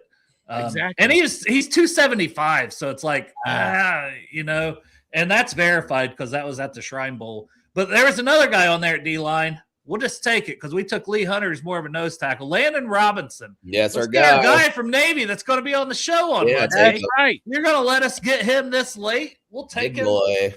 And he's on the show Monday. Strong. He's strong. He's long, he's strong, and he's down to get the friction on. He's up in those trenches, getting the friction on. I wouldn't mind getting in a trench myself. Now, he's going to be disciplined, Because the service academy. Here we go. Look at that, man. There's that's mock draft. Dope. It's not bad. I love it. What's your favorite pick of this draft? Man, it was Lee Hunter, but then like Dale brought me into reality talking about how he's really basically a nose tackle. We got TJ Slayton and all this other stuff. Let me think here now. It would be. We got A pluses on literally every. I mean, I'm just going to take the low fruit, man. I like Caleb Downs in the first. Yeah. Right. Yeah. I really like it. It's hard to look past. I mean, when you look at the rest of the board, you can be excited, but like no other player on this board is going to get you excited as Caleb Downs. I think the best value is probably Dennis Sutton at 110. Yeah. Huge value, but also Landon Robinson because I think 4th, 5th round, and we got him in the 7th. Like he's got juice as a pass rusher, and he's 5'11". Yeah, he's a little under 300, but he's stout. He's stout in the middle. I mean, he's a Feldman freak, 13th on the Feldman freak list for a reason. And that's why it sucks that he's not going to be invited to the combine. Yeah, exactly. Because he would have put on a show there. Yeah, he's strong. Yep. That bench press would have just had a bad day. I want to know what he would rep that. Yeah. It's something we'll have to ask him, right? How many reps? Yeah. How about you bench? You breaking the record, man. You breaking the record. You doing that 50 times. What are you doing? If it's possible, Dale, we give him enough time the weekend to set it up. Maybe he can just set up all the drills and we can do them live on the show. Yeah. Landon, how much do you bench and how much does she weigh? Oh, Jesus. No, I'm not going to bring that question to you. Behave yourself, man. This is a Navy man. This is Navy man. This is a military member who will be on base, I'm sure. Yeah, that should be fun. Yeah. So what a draft, man. I don't know. I'm falling more and more in love with this draft the more I get into it. Like, there's just good players across every round. So it's going to be fun. I feel like this draft matches this last season that we had in the NFL. It's not great. You know what I'm saying? Like, right. I just don't think that there's like a whole lot of super great players in the draft. No, that's where it's like the trade ups maybe are going to be a little bit lacking this year. I don't know. The quarterback market impacts that, but obviously the blue chip players, like, it's just like not too many people are going to be wanting to come up in the first round and just kind of stay put. But, that does challenge the team to evaluate and find those gems in the 3rd or 4th round. And that's what's exciting about it, too. What the hell happened? Watch this. Oh, sorry. Oh.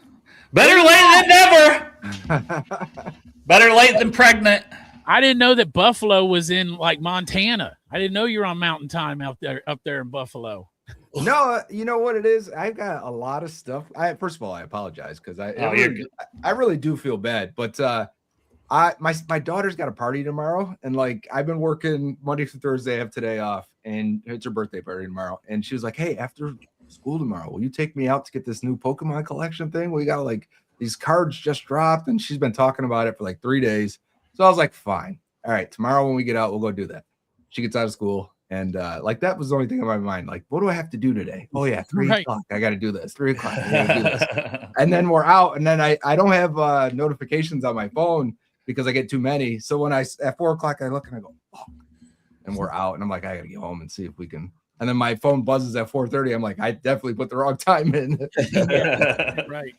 Well, I'm going to miss you in passing, Joe, but a huge fan of your work. I got to hop off of here. Hopefully we can have you on again sometime before the draft. Of course. Like that. So See you, Dustin. yeah, see you guys. Who day? Yeah, and I have no camera, so I come down for the show to start. And yeah, what are you doing, man? Well, I'm blocked on the work computer. Probably shouldn't say that, but they blocked StreamYard. So then I bring out another laptop, and then the camera is not working on this laptop, and I'm like, damn it! Now I'm gonna have to buy a webcam. So yeah, that's funny. Just a shit show. Our guest wasn't here. He was out. I might have an extra webcam. I'll send you one, actually. That's what I'm talking about. That's what I told Dale. Just order it. Well, I'm going to have to go get one. I'm going to have to go get one like immediately because we got Landon Dale, Robinson on Monday. So you can just drive 2 hours to Goodberry's house and pick it up. 2 hours. Dale's 2 hours from everywhere. Yeah, that's the joke because Portsmouth is like 2 hours from Cincinnati, 2 hours from Columbus, 2 hours from, but probably not. I was going to say, if you were right on like the northeast of Cleveland, like right on the border of Ohio, Pennsylvania, yeah, you could be about 2 hours. No doubt. But yeah, we won't keep you too long. We've been on a while. We did a mock draft because that's what people do at this time of the year. Mm-hmm. Caleb Downs 2 mock drafts this whole time so far. Well, we had to have something to fill in the time. We'd advertise this big show with this guy, Joe Goodberry. We just tell people to come in an hour and a half, and then they get to see it. I'm sorry. No, you're good.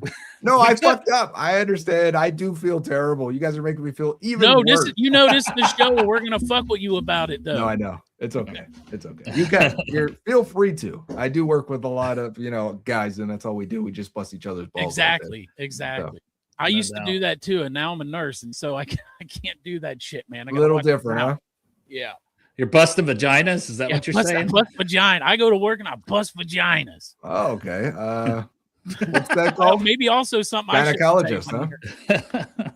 But yeah, so we took Caleb Downs because the edges were gone. I think that's a safe pick. There was an ESPN article, I believe, that came out today talking that they like their young guys on the edge that they want to develop, which I think is interesting. So I guess we'll start kind of with the edge conversation and then go to Caleb Downs.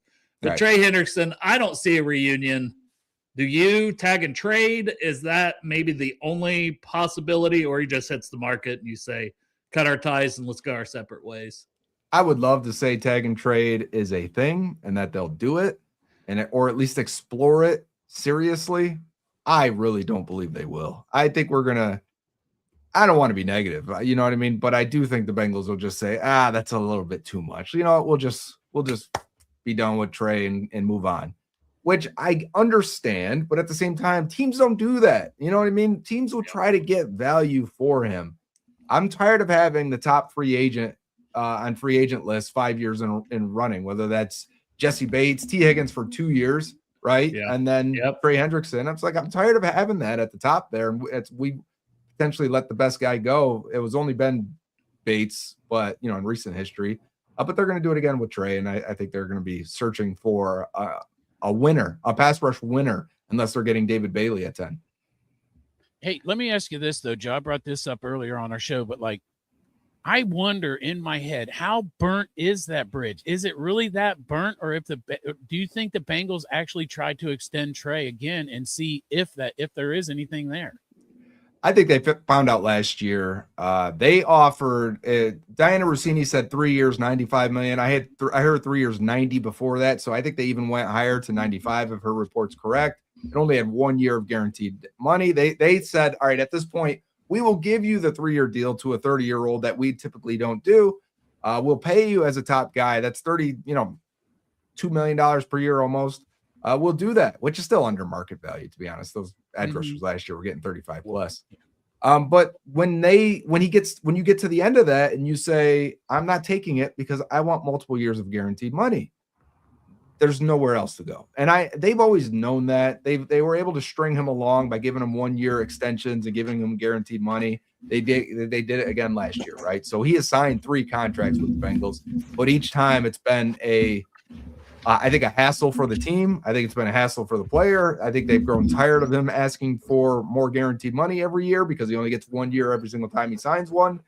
And I think he's tired of asking for something that every top edge rusher, every top player, let's be honest, every top player gets. And he's like, why can't I also get the same things that everyone else gets?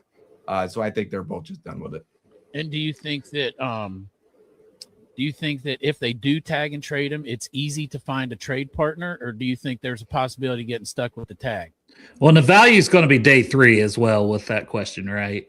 Yeah, I think at most you get a 4th because all you're trading is the right to have exclusive negotiating rights, basically. Say like the Cowboys wanted them, right? The Cowboys are like, man, we'd love to sign Trey Hendrickson in free agency. We don't want to compete with the Ravens, Bills, whoever, right? Name the team that's going to want to sign Trey Hendrickson in free agency. The Colts. Instead of competing with them, I'll throw you a 4th or 5th or swap, 4th and 6th and get value, whatever it may be. In order to have that ability ourselves to negotiate with Trey over the next month before free agency kicks off. And then day 1, because we've only seen this happen a couple times. Tag and trade is pretty rare. But I want to say, who was the corner? L'Jarius Sneed? That went from the Chiefs to the Titans. That was exactly like people are like, whoa, they tagged him. Why would they tag him? That was weird. Well, they traded him first day league year to the Titans, who immediately announced an extension. So that's how it works. But again, you're hoping for anything at that point because all you're really trading away is the right to negotiate. And I don't think it's worth if it's we could get a 3rd comp pick. Yeah, only if you're not active in free agency, right?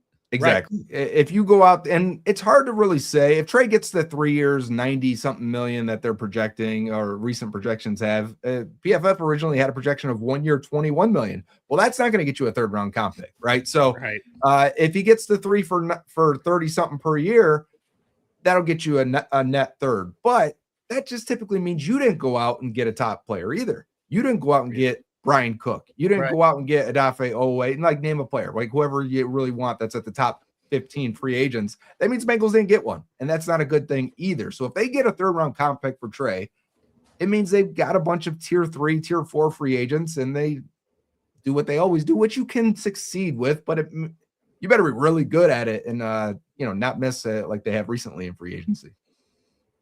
Yeah, absolutely. And then your thoughts for pick 10. As you're going through prospects, is there anybody that stands out that you would absolutely bang the table for? You kind of mentioned David Bailey, and some of these guys won't get there. Who's maybe a realistic option? We got people talking about Mansour Delane. I think corner is more in play than people want to admit. I do too. I think offensive line also is always in play because they get drafted highly. And it's hard to find offensive line starters in free agency. Good starters, almost never there. Like Rasheed Walker's the top free agent offensive lineman. He's going to get paid like what Orlando Brown gets paid. He's not Orlando Brown to me. He's younger, who was the guy last year, the Titans, Dan Moore?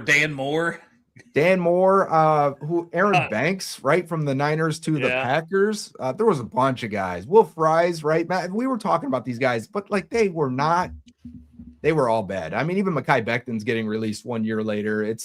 You don't want to be dipping into free agency and spending the big money on offensive linemen. So they get drafted and they get drafted highly, which may be a good thing. If we're sitting there first 9 picks and 2 offensive linemen go, I don't think it'd be crazy if Freeling went before our pick, right? If at the end of the combine, you're like, whoa, this is a big athletic dude. Yep. That's what typically gets drafted at left tackle, right? So if we're watching and 2 of these linemen go, that's a good thing for us. It means there's a good chance Caleb Downs makes it. I think that's best case scenario is getting Caleb Downs.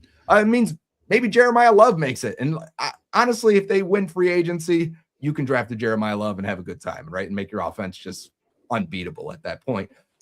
Maybe it means I don't think Bailey's going to make it, but maybe I've seen mocks where he makes it. Maybe Ruben Bain makes it because he's got T-Rex arms, right? So those are best case scenarios.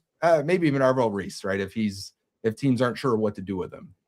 I think after that, we have to be aware of the offensive line. I think we have to be aware of Mansour Delane, Jermon McCoy, Avion Terrell. They all have their different issues. I think Delane maybe doesn't have the top end speed. I think on tape he's fine. I was watching a podcast. Field Yates was talking, says teams aren't worried because his GPS time is really good. That's something we don't have access to. But if that's true, he's going to go top 12. I think. I think he, whether it's Dolphins right after us, Cowboys. I think he's going to go. So he's worth talking about with that 10th pick. I don't think we want to take a corner, but we're talking about a premium position. Also, those guys usually go both top our 50. corners are due for big contracts too. So that's a total Bengals thing to bring in a rookie and let one of them walk. And that's why I'm bringing up O-line as well, because they like to draft 1 year ahead. Right? I know we have immediate needs, but we'll see what they look like after free agency. If they want to say, hey, 1 year, Monroe Freeling's going to take over for Orlando Brown Jr. at left tackle, that's Bengals. Is that not Bengals' way of drafting? That's how they do it. Yeah. So, I don't think it's crazy. I think some underrated guys that maybe we need to talk about, maybe a little bit more. Sonny Styles, people I've talked to says the league has ridiculously high grades on Sonny Styles in terms of top 3 player in this draft. I think people have gotten more aware of that recently, but this is what I was told in December, which I was like, man, he's a top 12 lock at that point. And what's your opinion of him at 10 though, with the linebacker? And we just drafted 2 linebackers. I think if you think he's a special player that has everything you're looking for, that can be the leader of your defense. If you think he's going to turn into Roquan Smith, it does not matter that you drafted Barrett Carter in the 4th round, right? That's insignificant to your future plans. You take the linebacker and you keep it moving. The biggest knock for not taking a linebacker and safety and an interior offensive lineman is that the rookie wage scale, the 5th-year option, the franchise tag are completely useless for those players because it's completely out of whack. Linebackers get paid like defensive ends, $27 million. You want to franchise tag them, you can't tag them. That's why Devin Lloyd's a free agent this year, because they can't do anything with it. They couldn't pick up the 5th-year option. They can't tag them, so you can't do that with Sonny Styles.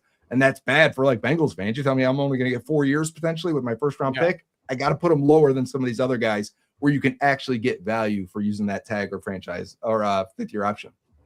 We'll stick with the draft a little bit. What are your thoughts on Peter Woods at pick 10? I still have him as a top 10 player. It's just because of how rare it is to get disruptive defensive tackles.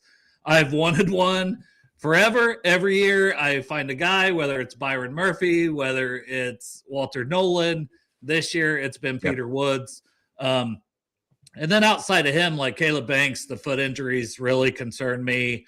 And then Grayson Halton, the more I watch, the more I fall in love with constantly. I don't know that he's there in the 3rd. I think, let's see how he tests, but it's just a guy who shows up constantly. I'm watching R. Mason Thomas last night, and I'm like, well, there's my buddy Grayson Halton again. Can I get both those guys? Can I get R. Mason Thomas and Grayson Halton, to be honest? But what are your thoughts on the D tackles and Woods at 10? Because, man, some people are 2nd round for him. And that's because I think we're seeing the big national rankings have them in the 30 to 35 range. And Daniel Jeremiah, Dane Brugler, they're putting them in the back half of round 1, closer to our pick at 41 in round 2. So I think it's giving people pause. But I have had it brought to my attention by a few people that consistently comment on Twitter and things like that with me and said, they were lower on Byron Murphy. They were lower on Walter Nolan. They were lower on Johnny Newton. All these guys that we really liked and would have hoped to have drafted. The national big media was lower on these guys and had them ranked lower. And Newton had a foot injury, so he went in round 2. So maybe they were right on that. Maybe that was the case. But with Peter Woods, maybe he is like those guys that they're just going to be ranked lower because we're not. I think we struggle to find, number one, these 3 tech penetrators. And then when you watch him on tape, he's not doing that a lot for Clemson. So I think it's very confusing of, okay, so he's going to be different. I'm going to use him differently. I think the easy projections, and this goes for every player when we watch draft prospects, are the guys you say, that's what he does in college. That's exactly what he's going to do in the NFL. I feel comfortable with that. Let's take him. Let's say Caden McDonald, right? That you know exactly what he's going to do in the NFL. It's an easy evaluation. And there's nothing wrong with having an easy evaluations. I want an easy, clean evaluation. But we see those guys often get a little overdrafted because teams are comfortable with that. With Peter Woods, I think you see it and you say, okay, so they're read and react, a lot of 2-gap and stuff. He's really good at it, actually. And he can play the run right now. He's one of the youngest players in this class. Yep. He's 20. He's going to be 21 just before the draft. And when you're watching tape, 18, 19, 20 years old, he looks good. at doing that, at two gapping, not really penetrating, and he can shoot gaps and jump side to side, very good lateral agility and explosiveness. And then when you see him get his 5 snaps a game where he gets to put a foot back and really go upfield, you go, ooh, there it is.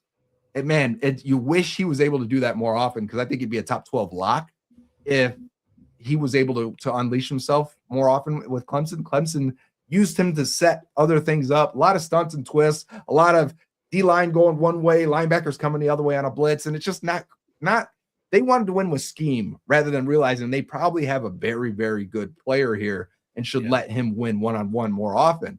You look at his pass rush win rate as a freshman, 18-year-old, 27%. Then it goes down to 21%, and then I think it was 15% this past year. So why is it dropping every single year? Well, number one, it's how Clemson used him. Number two, I think he got a lot more attention from opposing teams.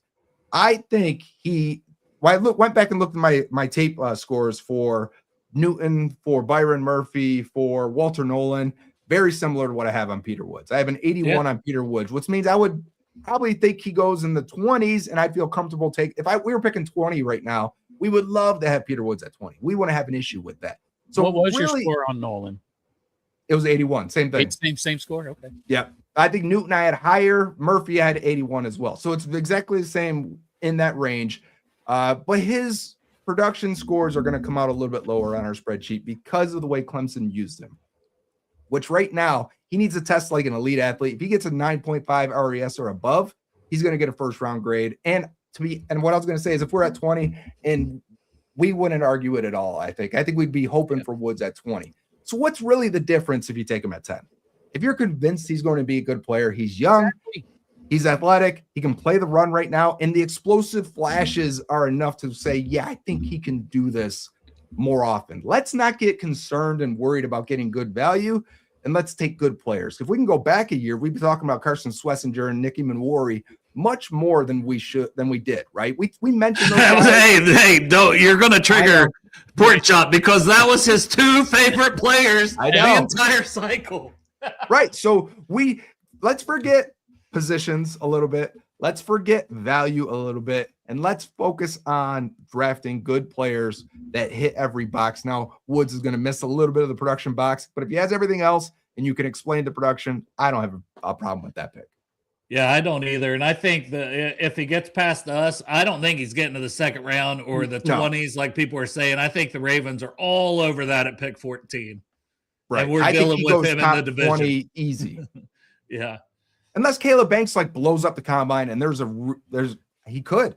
And I think Caden McDonald could be seen as a safe, easy valuation. And then maybe you're like, okay, so now he goes third of those guys. Maybe he does go back half of round 1. I'd be trying to trade up if he got past 24.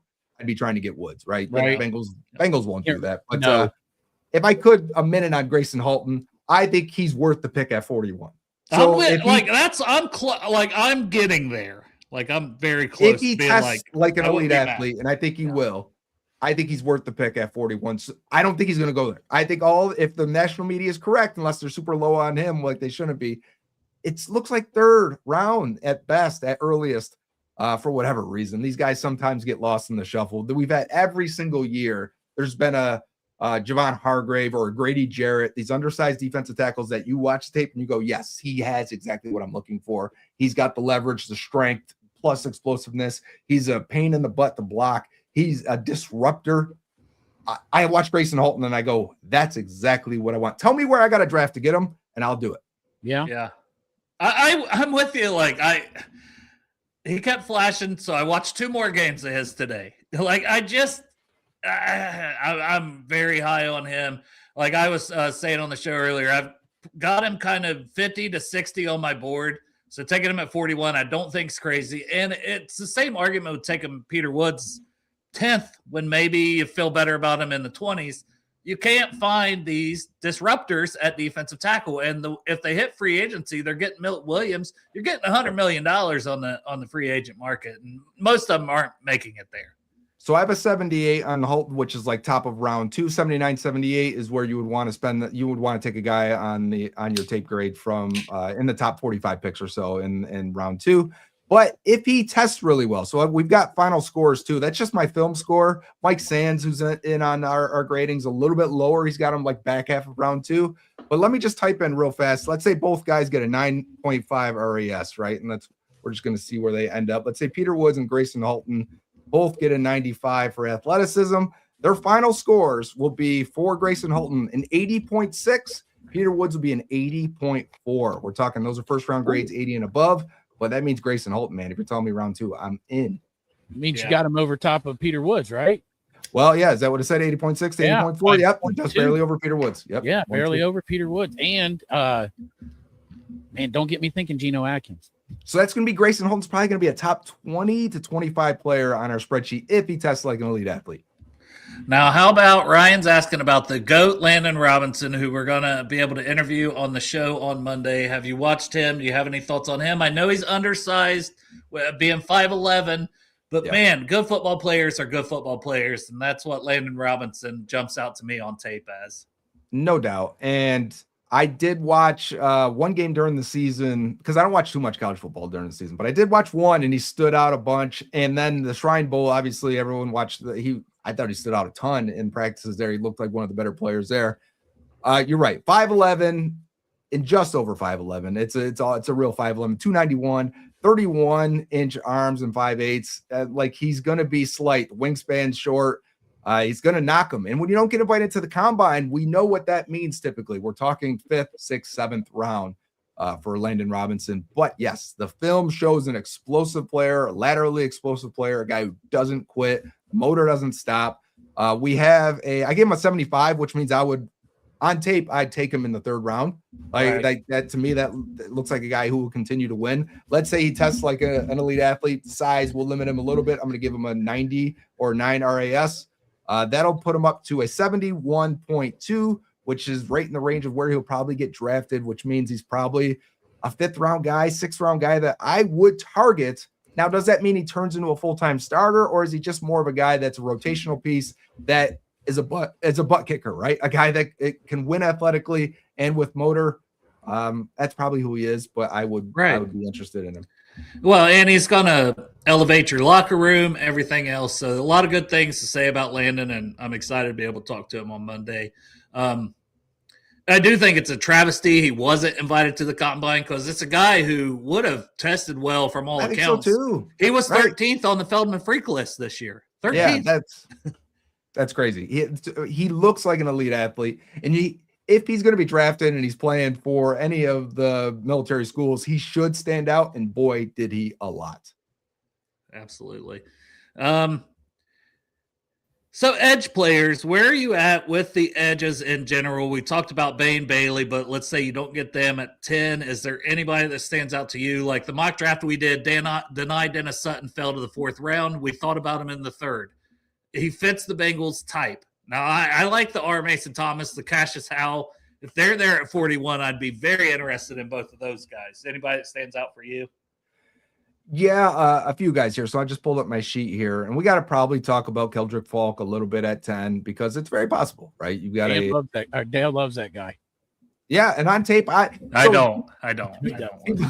People want to compare him to Shamar Stewart. He's not Shamar because he's more aware of what's going on. He's not as explosive as Shamar is either. Right. But he's a better run defender. He's a better run defender completely. Yeah. He's a very good run defender, to be honest. Yeah. But yeah, you don't see the explosiveness to turn him into a great pass rusher. I do think you're going to kick him inside on 3rd downs and let him rush from there. And then you don't need to have the same explosiveness. And he's got better hands than Shamar did. But I have a 2nd round grade on him on tape.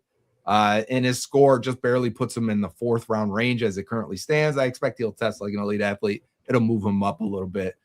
Maybe without some of the explosiveness. I still think because of his size, he'll be an elite athlete. I think Cassius Howell goes top 25, so I don't expect him to be there at 41. I agree with you on that. I think TJ Parker, from a profile perspective, he's actually in our top 12. He's very clean. If he tests well, he's going to be a very clean, very safe prospect to draft, even though on tape, I think he's a bit linear. I don't think he's got enough sand in his pants, and I think he sometimes has to wave his arm to get around the corner, but sometimes that just wins. The tape lies to us. The profile is really strong on TJ Parker. If he's somehow still there, he's 30th on the consensus, though, so that's what I'm saying.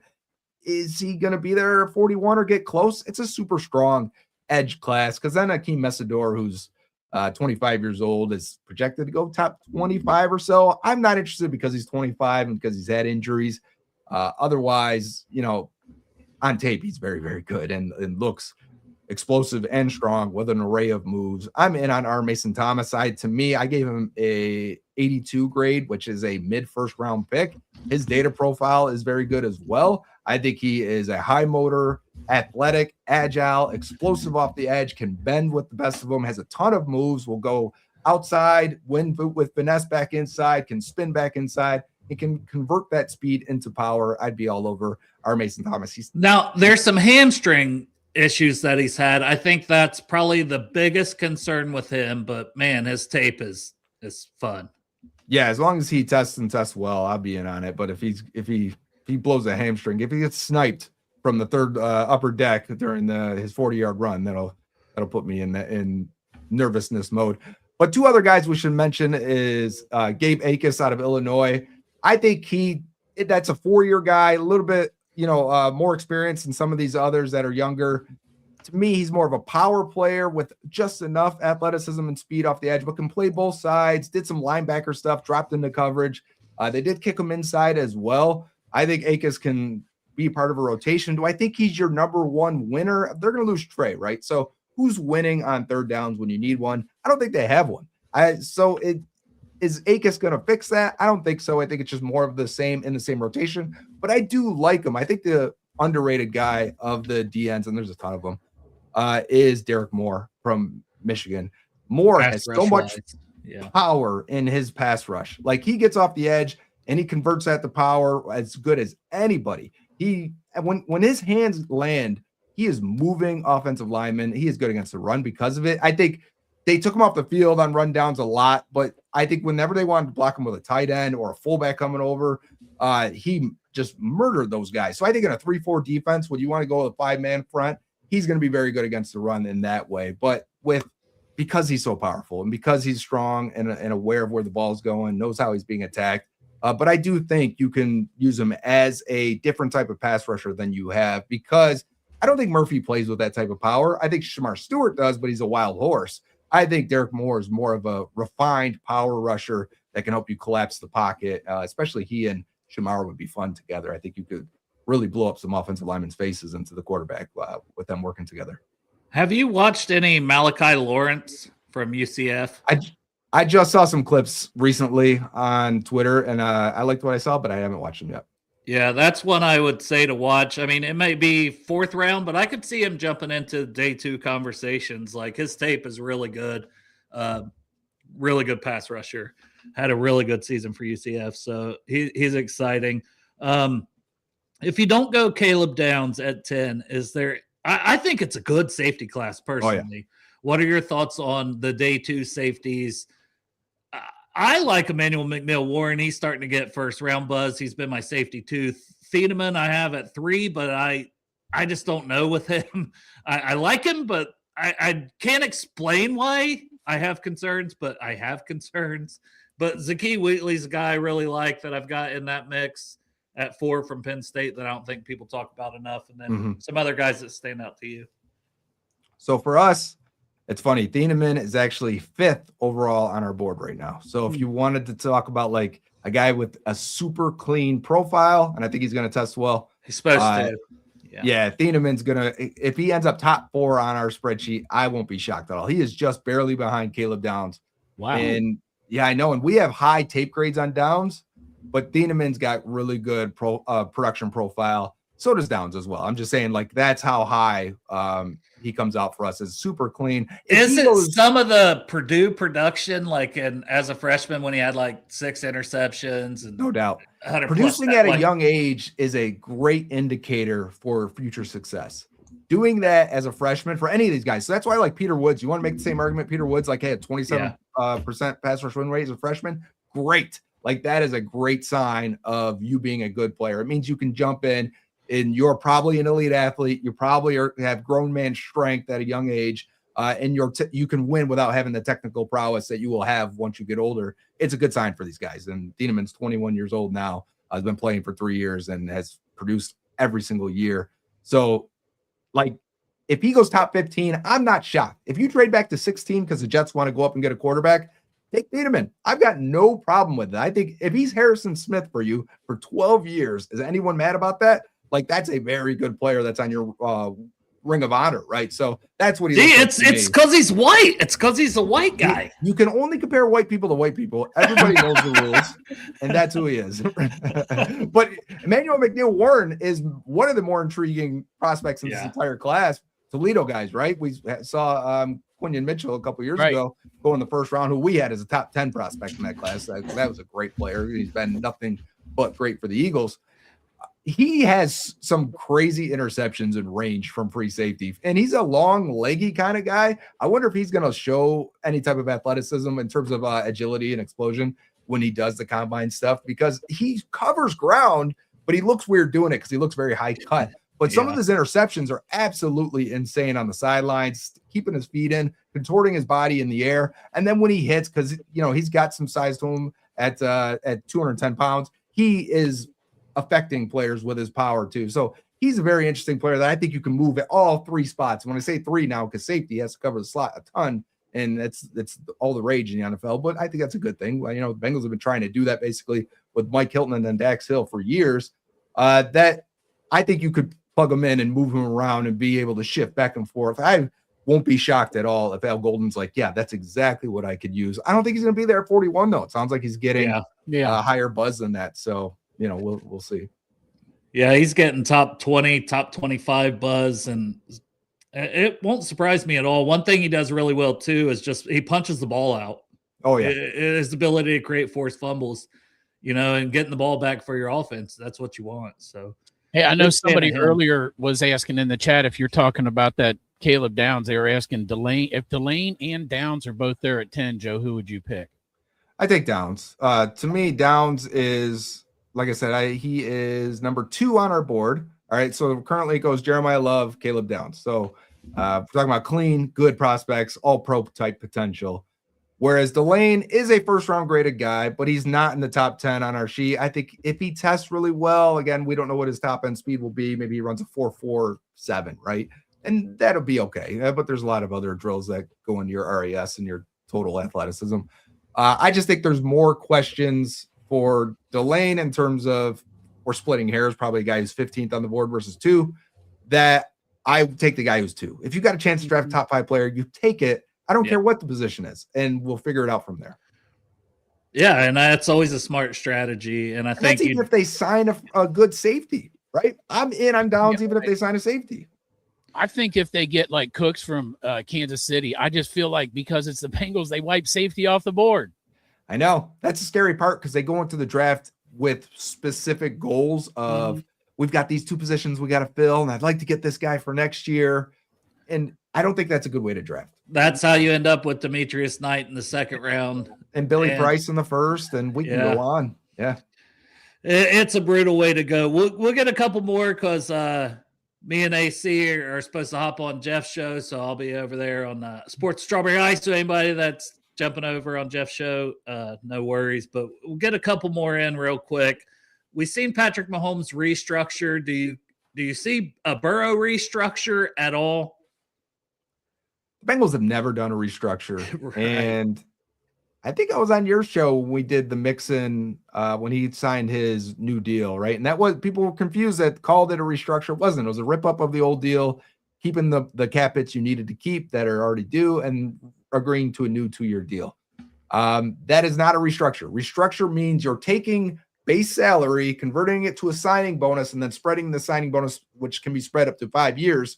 So you're taking $20 million and spreading it over 5 years, which reduces it to a $4 million hit each year, right? You're helping your cap. You're helping your cap. Yeah, you're creating cap space. And also it's smart to spend $4 million this year. And then in year 5, that $4 million is only going to be worth like $2.5 million because of how much the cap is going up. Right. A percentage of the cap, that money becomes less valuable and less of a slice of the pie in future years. So that's why every team is doing this. Bengals have never restructured a contract. Should they? Of course they should. It's what all competitive teams are trying to do to really pack their roster. That's why the Bengals, as soon as they get injured, they got no depth behind them because they won't pay veterans. They won't pack the roster. Should they do it? Of course they could. They should and could. They should be doing it right now and really like set the stage. We would be like, oh my God, they're about to spend in free agency. Like that would be you want to get people excited? The nerds that know what it means would be like, oh, let's do it. What is likely to happen is they don't do it. They get to the other side of the draft. And if they do it, they would do it then. And they would use that money to extend DJ Turner and Dax Hill. Yeah, which was my only other question was extension candidates. Who would be your top guy? And to me, it is DJ Turner, who will be at the Project Game Day draft event on night 2 of the draft. So got to say that. I'm excited for that. But yeah, he's very high on that list for me. Yeah, DJ Dax and, of course, Chase Brown. And then, I mean, does Dalton Reisner count as an extension? I don't know. They should get that done to make sure they get that done. As long as it makes sense for all of those guys, I'm in. Like, do I want to give Chase Brown $14 million a year? No, I don't. You've got 1 year left on his deal, and this is the same arguments we made when it was time to extend T. Higgins and Jamar Chase. The more years left on that deal, the better value you can get on these guys. Because let's say you do 3 years, $30 million for Chase Brown, $10 million a year. That feels like a lot. He's got 1 year, $3 million left. So it's really a 4 year, $33 million deal. Don't make me do the math, but if that feels like 8 point something per year, that's much less than 10 per year. That's manageable. You can understand. And the player's happy. And you've got it done. Right. Everyone's cool. And plus that has reverberations with the locker room. The younger guys go, man, everyone's getting paid, not just the top 3 guys on the roster. Everyone's getting this. We're going to, work towards it, and we have something to achieve. And that's good for everyone. And then Dax and DJ, I think we're looking at similar contracts. I think they'd have an argument for $15 million a year each. We'll see if other corners get paid, and maybe that's second, because I think they're second tier guys. They're not Pat Surtain and Derek Stingley, right? So I think if they want 20, it probably gets a little tough. But if they want 15, I think you can do that easy all day. But 3 year deals, and because age is important at corner. Once you get to 27, 28, you got to be really weary of those guys. Well, I'm just afraid they're going to be like, here's the deal. You both get the same offer. Whoever takes it, we're drafted in a corner, which we kind of talked about. Probably so. Hey, let me say this, though, Joe, before you go. Like, as far as free agency goes, is there anybody out there that you're just salivating over? Like, please, Bengals, this is the free agent we need to make the difference on this team and turn the corner. I'm more looking at like a collection of 3 or 4 defenders that I think could do it, right? I've got my favorites. Like, I want Leo Chenal really, really bad. I think the upside is still there. It's screaming on tape. I did a film review for subscribers going over all of his run stops on the air. There was like 52 of them. And it wasn't just run stops. It was defensive stops, actually. So there were some coverage plays in there. This guy moves that on a defense that is well prepared, as the Chiefs are, well coached, and these guys seem to move at a click faster than everyone. He is the fastest reacting on that team. He knows where the ball is going. He gets there first. He beats blockers to that spot, ball carriers to that spot, and he makes tackles that way. I think he can give you that edge linebacker quasi need that they were doing with Demetrius Knight, that I'm not sure Knight was really cut out to do it at a high level. Sure, he survived and got better at it as the season went on. But I think if you really wanted to do that, Leo Chenal would do that in a big way. At safety, then I would go with Nick Cross. To me, and maybe this is me, that's how I like free agency. Give me a 25-year-old that has played for 4 years. That's Leo Chenal.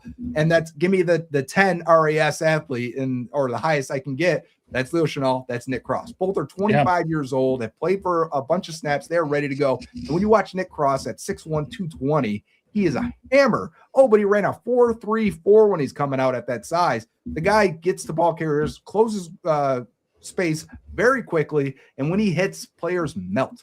I really like him, and I like the way he was a free safety earlier in his career, more box slot, tight end coverage this past year and a half. I think you could use him in a variety of ways. Still draft Caleb Downs. Downs can do a lot of free safety stuff. Jordan Battle did a ton of free safety stuff last year, especially split safety. Give me the fast, big, athletic hitters.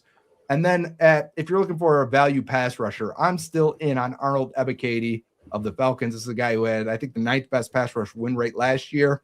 He's always been a good pass rusher. He kind of got lost in the shuffle when they drafted 2 pass rushers this past year. He's not even in the Athletics top 150 free agents. We're talking he may get a 1 year, $5 million deal. I'd give him 2 for 10. Like, I think he can be potentially your best pass rusher of your 3 veterans at defensive end. Would be an upgrade over Joseph Osai. You put him in nickel as one of your edges, Miles Murphy, Shamar Stewart inside. then you draft Peter Woods, I think that's a better pass rushing D line than you had last year. See, Joe's talking dirty to me because you're hitting a bunch of needs with some good players players that still have a lot of upside too. Young guys like you're talking Nick Cross that's 24 years old. There's players in this draft older than him. And he's entering in second contract. True, man. So I think that's why you'd go after a guy like that. Hey, Joe, you could hop on with Iceman and the Godfather AC if you want. I'll tell Jeff send you a link. I would. I got to run back out and make sure we get the rest of the stuff for the party tomorrow. That Pokemon stuff. Well, they would like me to. If you're around next Friday and you want to talk, let me know. We'll do. I work midnights next Friday, so if we do it, if you do 3:30, we do 3:30 every Friday. That's what we're doing right now.